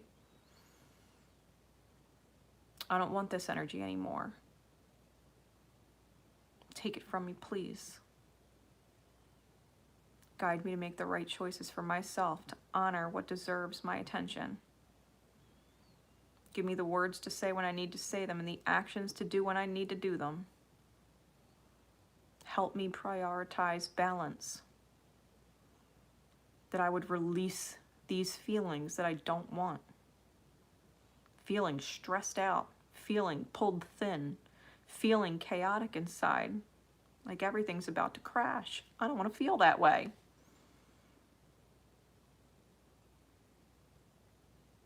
I'm releasing these energies. They're not going to be a part of my day anymore. I claim my balance. I claim it through my choices and my actions so that I can release these unwanted energies. The universe will help whoever figure it out. If you are not someone's flotation device, the universe will help them figure it out.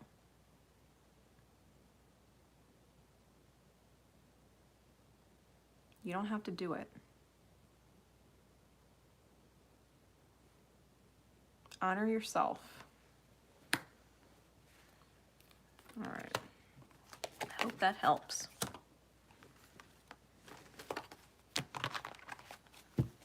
That was secret code name Waterfall.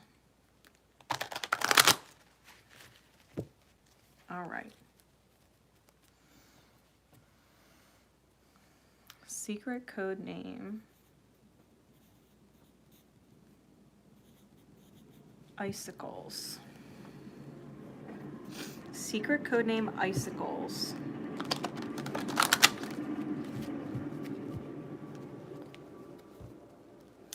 Icicles, if you think about icicles, they form when the air is super cold outside and yet the sun is out and warm.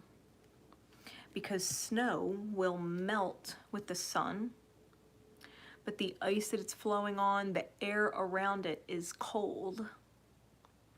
So the sun will melt the water, and as it moves out of the light and into the shadow, it refreezes on the way down. And then it builds on itself, and it builds on itself, and it builds on itself. It creates an icicle. Because the sun melted it up here, and it was water, and then it flowed, and then it refroze as it was moving down.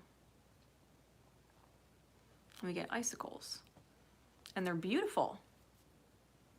They're just dangerous as fuck to walk under, especially when the sun shifts and is now shining on the icicles. Icicle energy.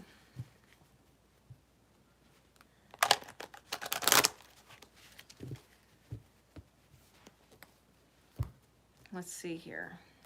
What insight can Spirit give us for secret codename Icicles?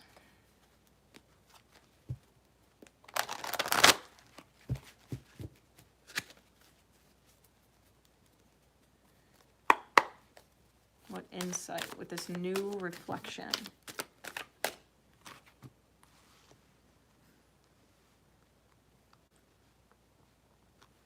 Throat chakra.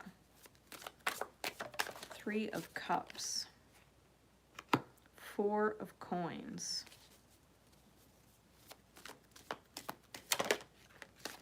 Third eye chakra. We've got 3, 4, 5, and 6 out of order. 2 of Cups is on the bottom. Ace of Wands on top.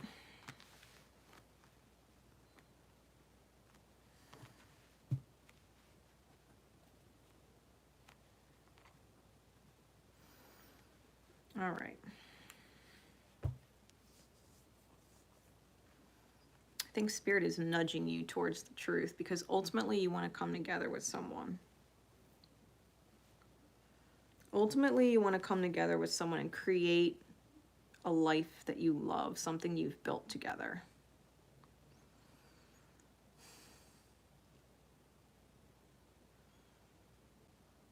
But the truth is you've got to let yourself repair.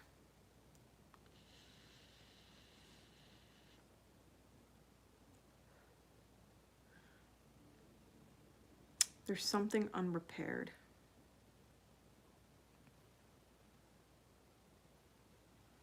It could be a father-daughter relationship.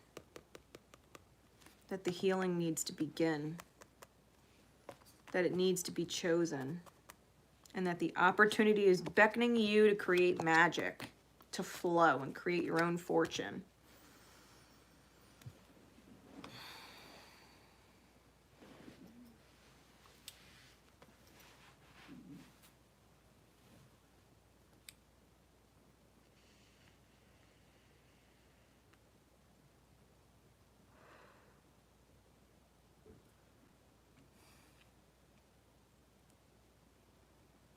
It's something that builds up over time.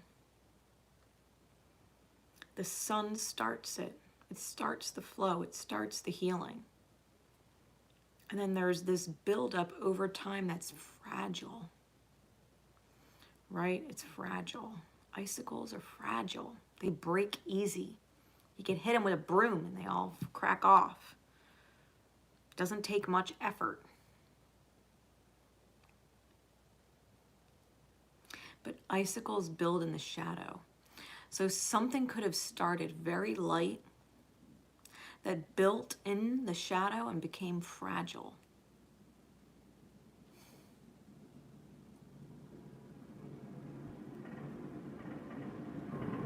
And should the light shine on it again, it would fall apart because it's shadow that built it.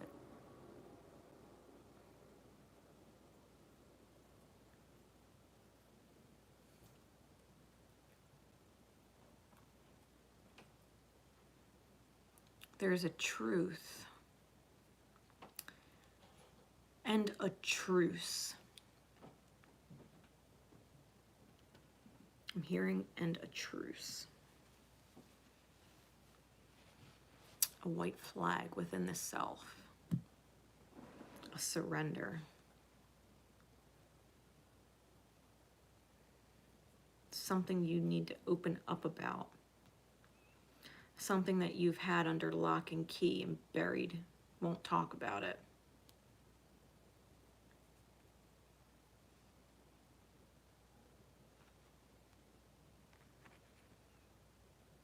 Maybe it's something you've already accepted the mending of, but haven't expressed to what created the damage, that you're not damaged.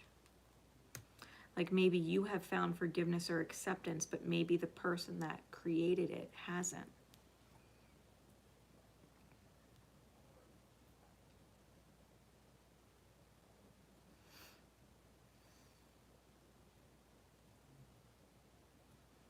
Maybe that person still feels bad, maybe for how they treated you, that sparked it, right? Their light. Their light. Them just being themselves.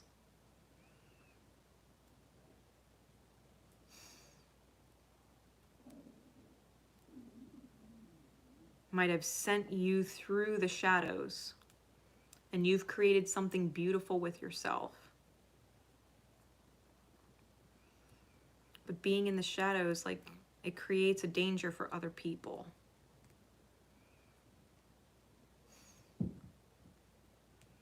You've got to allow yourself to heal from whatever this is by extending the healing to the person who created the damage.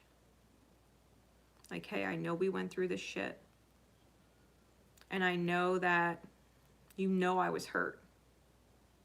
I know you know I was hurt. It ended ugly.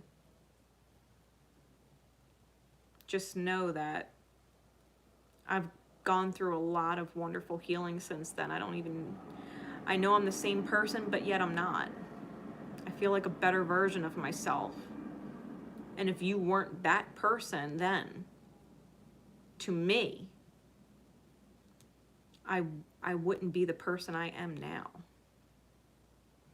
And I love who I am now a whole lot more than the person I was then. The person I was then had a hard time loving themselves. But because of you, I love who I am, like today.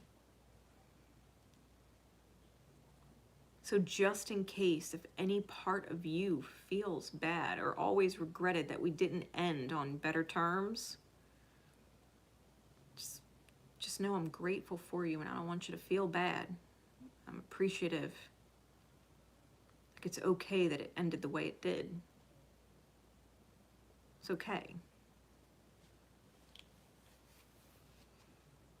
And you will be able to learn that lesson for yourself. When something just doesn't end as smoothly as you want, it's because you're just being yourself and someone's in their shadows. You're just being yourself and someone is in their shadows and they're not seeing something about how important it is to love themselves. And it's okay because they'll be grateful for you later, whether they express it or not.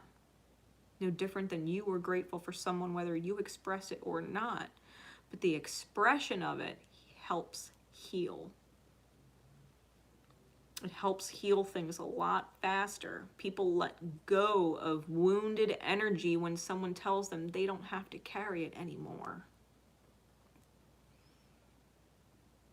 You're letting them know it's okay to put it down. The wounds, the pain, it's okay to put it down. Who they were served a purpose for you that was much more important than them being remembered or looked at or judged in a positive light for X amount of years. Because they are now. They are now.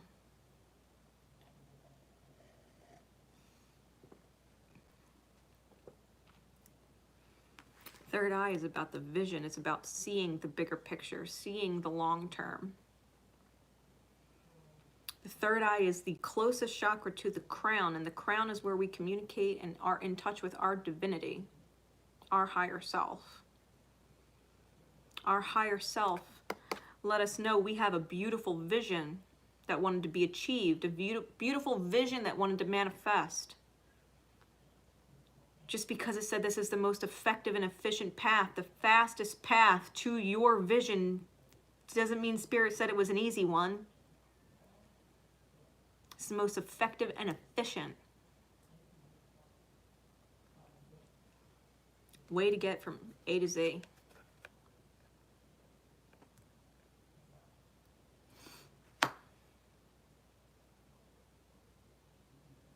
Part of you wanted to love yourself. Spirit put you on the path to find it. that love for yourself. Even if it gave you a hard person pill to swallow, a hard experience to digest and reflect on.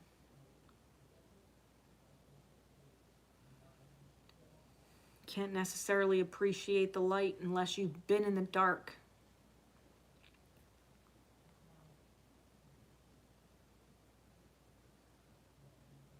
You accept that this was necessary for yourself. You can also accept that this is necessary for other people. They can't appreciate the light unless they've witnessed the dark.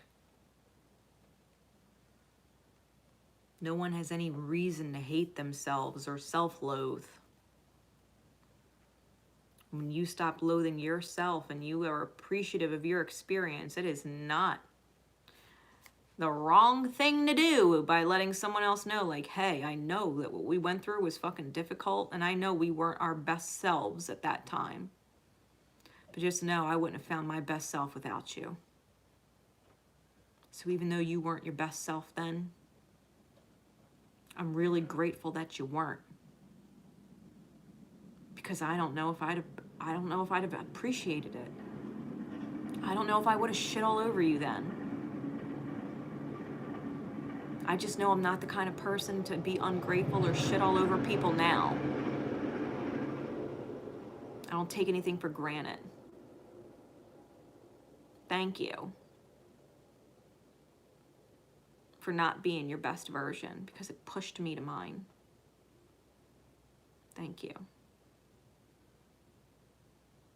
You might not be perfect, but you were perfect for me at the time.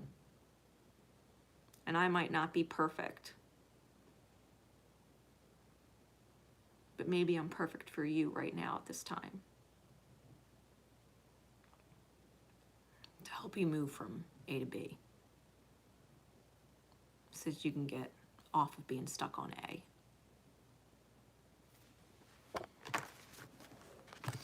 What angel message would come through for you?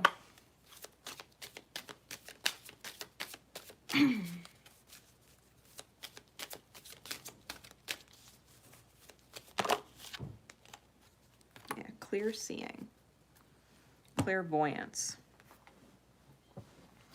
It's Archangel Raziel. I am helping your spiritual sight to awaken fully so you can clearly see heavenly love. That's that third eye chakra.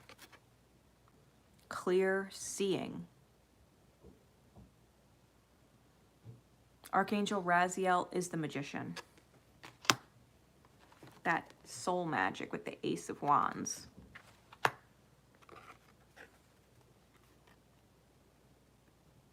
You can put your brokenness back together, and you can open up and let that love flow. And you will see clearly what your healing does when you allow it to ripple and shine.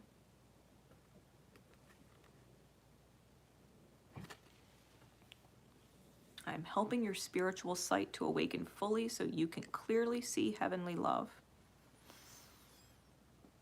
People's imperfections are necessary.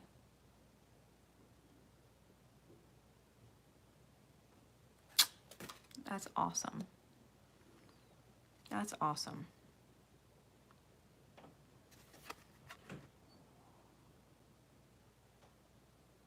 I did it too. I reconnected with a sister of mine earlier this year. What do you need to remember?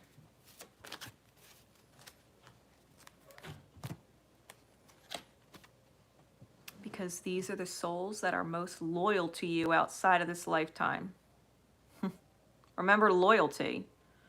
The people that choose to be the hardest on us for us to deal with are the most loyal to us in soul, because they know beyond this life the love is so real that they can play the quote-unquote villain to push you to your best version, because if they can't tell you, who will? If they can't love you the hard way for you to find yourself, who will? They are the most loyal to you in soul. You got to know, if you love someone enough in soul to be the villain in their perspective, that you are one of the most loyal to them in soul. You've got to be the villain. Sometimes you're the villain in someone's book. Trust me, with my ex, the one that I had no complaints about, was a genuinely wonderful person, wasn't soulful in it, wasn't soul in it. Soul wasn't in it. I was the worst person in the world. I was selfish. I was ungrateful. I was this. I was that. I was narcissistic. I only cared about myself. I was the villain for a lot of years. He did not take it well. But he wouldn't be where he is with who he is, filled in soul, if I didn't choose to be the villain. I made a pact in soul, because we are loyal to each other, that we would heal no matter what. That if we had to play the hard parts, if we had to bring the darkness in to appreciate the light, then damn it, we would. I thank my flame for the same thing.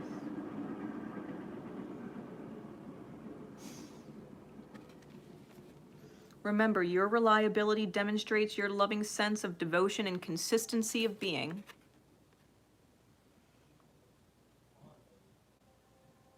Your reliability demonstrates your loving sense of devotion and consistency of being. They can rely on you in soul to give them the hardest lessons for them to learn, because they wanted to learn it. They wanted to learn the hard lessons so bad, so that they could ascend, so that they could find soul peace, so that they could find joy and bliss and fulfillment and purpose. They wanted all the best stuff, all the best feelings. So someone had to play the dark. It's okay if you're the villain in someone's book. It's okay if you're the villain in someone's book. At some point, we're all the villain. Sometimes we're the villain multiple times over. And it was necessary. Do you have to keep playing the villain? Eventually? No. You know when your time with the villain role is done. Sometimes we only are the villain in one person's life. Sometimes we're the villain in multiple people's lives. But eventually we know we're not the villain anymore. We don't play that game. It's done. All the lessons that you needed to give, the souls you loved the most and were most loyal to, got their lessons. You'll hug each other on the other side later. You'll thank each other. You had each other's back through the hardest part. You did it, and you did it well.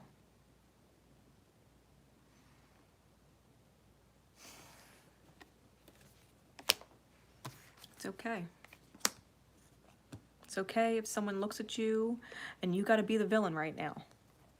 In their eyes, you're the villain. You're terrible. You're hurting them. You're leaving them. You're abandoning them. No, they have hurt themselves. They have left their higher selves. They have not listened to themselves. And they have been betraying themselves. They've been out of alignment. And you love them so much that you cross them in this lifetime to kickstart them back into alignment. Even if that means they've looked at you like you're the villain. Because you know it's just their humanness talking. They're not in touch with their soul. Their soul is grateful for you. They just haven't realized it yet. Just haven't realized it yet. That is all.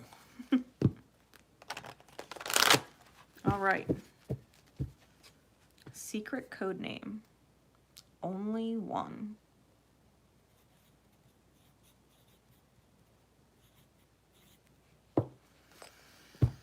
Secret code name only one. Spirit, please.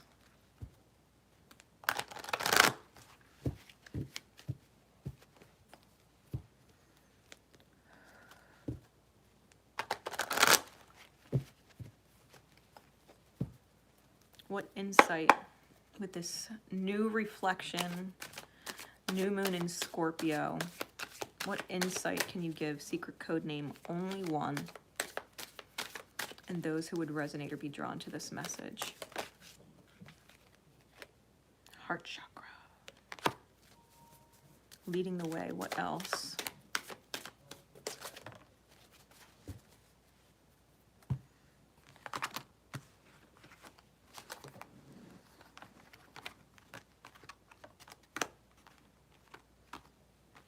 All even numbers. 4, 8, and 6. What else? Win or lose, 5 of swords on the bottom. And the 9 of coins on top. Well-deserved reward.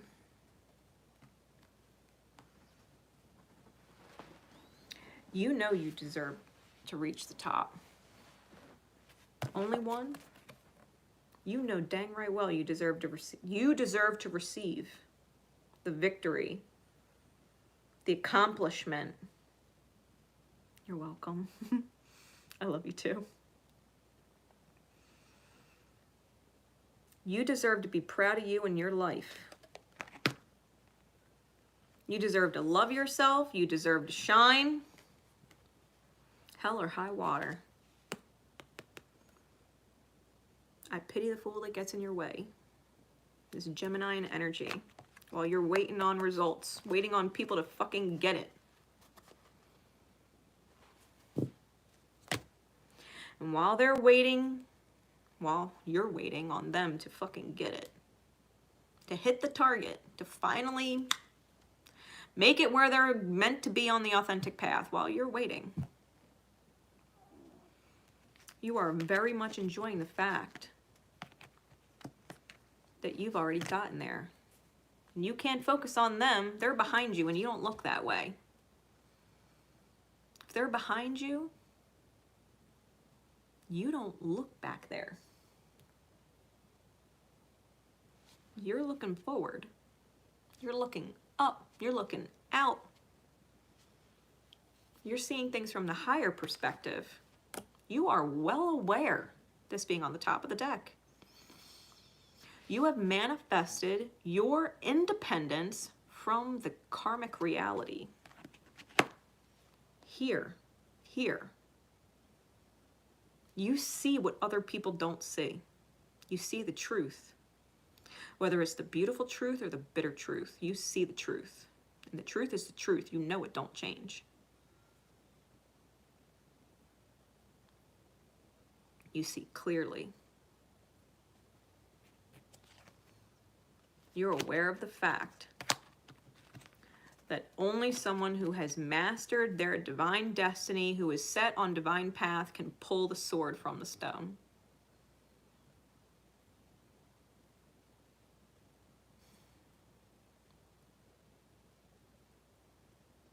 Your heart,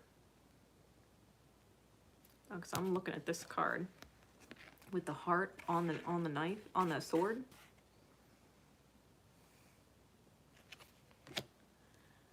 Your heart is big enough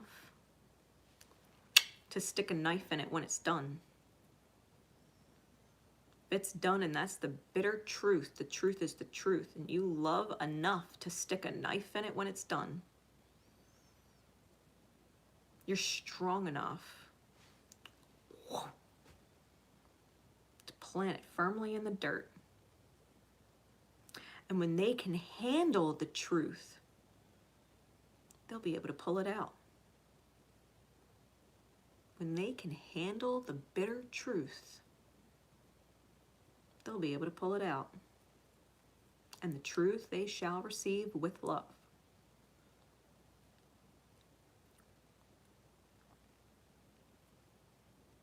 I feel like with this energy, you've gotten in touch with yourself.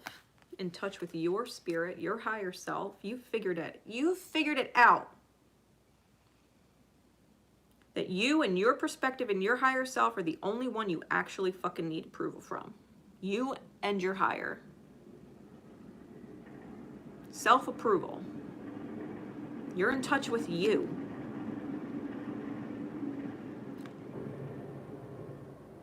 This is where you believe in your growth and choose to simply nurture. We have the Father and Son on this card. This is masculine energy. This is your ability to choose, your willpower, your ability to shot call in your life and teaching that to your children. How to trust themselves, how to trust their choices, how to listen to their gut, how to not take things personal.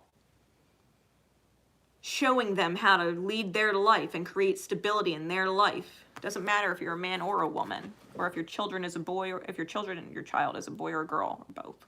You have more than one. This is about masculine, mature masculine energy, teaching maturing masculine energy, growing masculine energy. Masculine energy is figuring life out. You make the best choices by you, and it doesn't matter what other people think. If someone's toxic, they gotta go. Toxic is toxic, because the truth is the truth. If they're toxic, they're toxic. If you gotta trust that you can let them go, you're gonna teach that to your kids. Yo, if someone's toxic, they're toxic. If someone's constantly making you feel bad or making you feel like you're not good enough, then you let them go.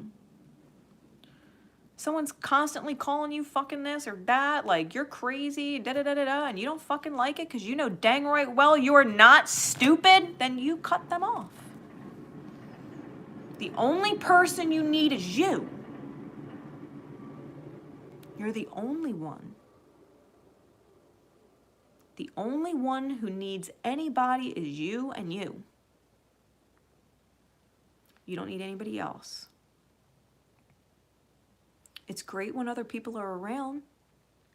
When they're around and they're helping you, you can be around, you can help them.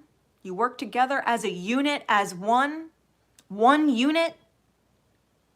Or you work together on your own because they don't understand what a unit is.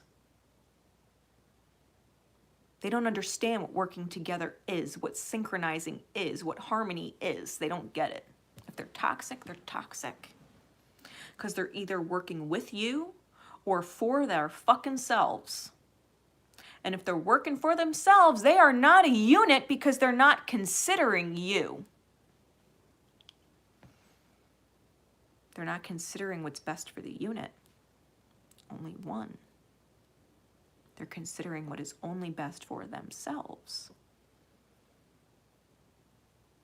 You're teaching your kids or kid how to step into their shot caller, I trust my choices energy. You've learned it. You are the masculine up here. Victory power stance. And you're damn proud of yourself. You're teaching it. That same light at your back here that you bullseyed, still at your back here. You're teaching it to your kids. You deserve the well-deserved reward of seeing them not suffer like you did, not learning the hard way like you did, the lessons that no one taught you. No one taught you that. No one taught you what toxicity looks like. No one taught you what one-way giving and not receiving looked like. And that it was okay to say, fuck it. That is not my cup of tea. That is not what I want. I don't want one-way shit. I don't want toxic shit. You didn't have anybody teaching you what the fuck toxic looked like. People that blame you, it's your fault. You don't do enough. Motherfucker. Who are you? We're a team here. I'm doing the best I can. If you're blaming me for not doing enough or holding up your end, maybe you're slacking somewhere. Take a look at yourself. I ain't ragging on you. Either we're a team and we're figuring it out together, or we're not. Because if you ain't in it for us, you're in it for you. I'm in it for us. It'll only work if you're in it for us too. Otherwise, I gotta go. Otherwise, I gotta go. We're either working as a unit or we ain't working.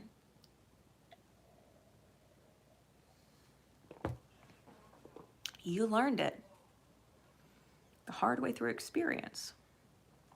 Emerged victorious over it. You know when to stick a knife in it when it's done. With love in your heart, it's done. And you're teaching that. You're teaching the lesson that was never taught to you. To spare them the same fucking hard-ass experience, because they're going to have little red flags going off in advance. Like, you know what? My mother, my father, they taught me that. They mentioned something like this once if I felt this way. I remember them talking about it. God, they used to say that shit when I was little. Don't let anybody walk all over you. If you feel like you're being pushed to your limits and you're being spread too thin, consider yourself. Because if they're not considering you, you should. You need to consider yourself when you're spread too thin.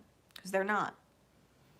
And they're going to feel spread so thin one day, and you'll be like, you know what? My mom reminded me that if I ever felt spread thin like that, that I need to consider myself because someone's not considering me enough. They won't reach the breaking point. The breaking points that you reached, right? What message is coming through? Which angel has which message for you? Peace, love the journey. Talking about teaching, right? How would you teach you if you were the universe? How would you teach you if you were the universe? This is Archangel Shamuel. Peace comes from remembering that only love is real. Only love is real. All the experiences that you have, that you emerged victorious, that you emerged shining, that you emerged in your light, that you nailed it. How would you teach you this lesson if your parents weren't teaching you? If the universe had to teach you because your parents didn't, how would you teach you? How would you teach you that toxic, abusive, psychologically, mentally, financially, emotionally, mentally, people are not okay?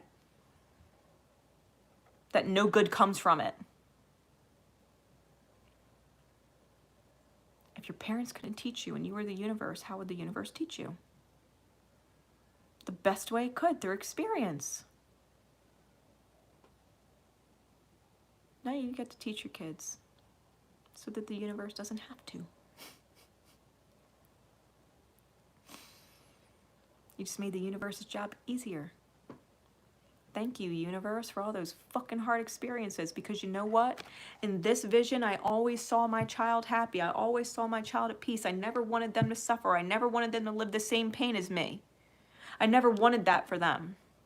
So thank you for letting me take it and learn it. Thank you, because now I could teach them and they don't have to go through all the shit that I did. They won't have this kind of parent or that kind of parent. They have a better one. They don't have a parent who's ignorant to life's lessons. They have one who is fucking privy, who's mastered this shit. Thank you for making me a better parent for my child than my parents could for me.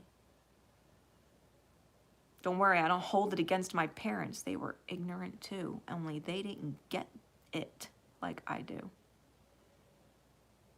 Because if they did, they would have taught me. They would have taught me better. You can't hold it against your parents for teaching you something they didn't know.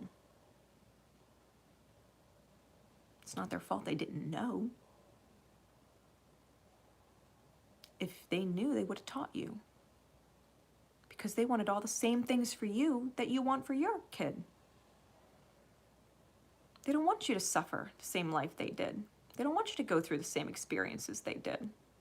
They don't want you to struggle. They don't want you impoverished in soul. You were born and you were your kid's age. They wanted you to be happy, full, have everything. They just didn't know how to teach you to get it, to manifest it. It's not just through hard work. It's through healthy relationships. It's through divine trust. It's through knowing when the red flags are going off and recognize it, 'cause spirit's saying, run the other way. Red flags popping off, that spirit, run away. Misalignment. Your red flags are going off. Run. No. They didn't know how to teach it. You're understanding in a different way. What do you need to remember? Past. The past is the past. Remember, through the power of love, you release any stagnant situations or energy in order to transform your heart space. Practice what you preach. If you would teach it to your kids, apply it to your life, and lead by beautiful example. If someone's toxic, they're toxic. Find whatever strength you need within yourself to relieve yourself of the toxic situation. Show your children what identifying toxicity looks like and how to keep control of yourself while you respond accordingly.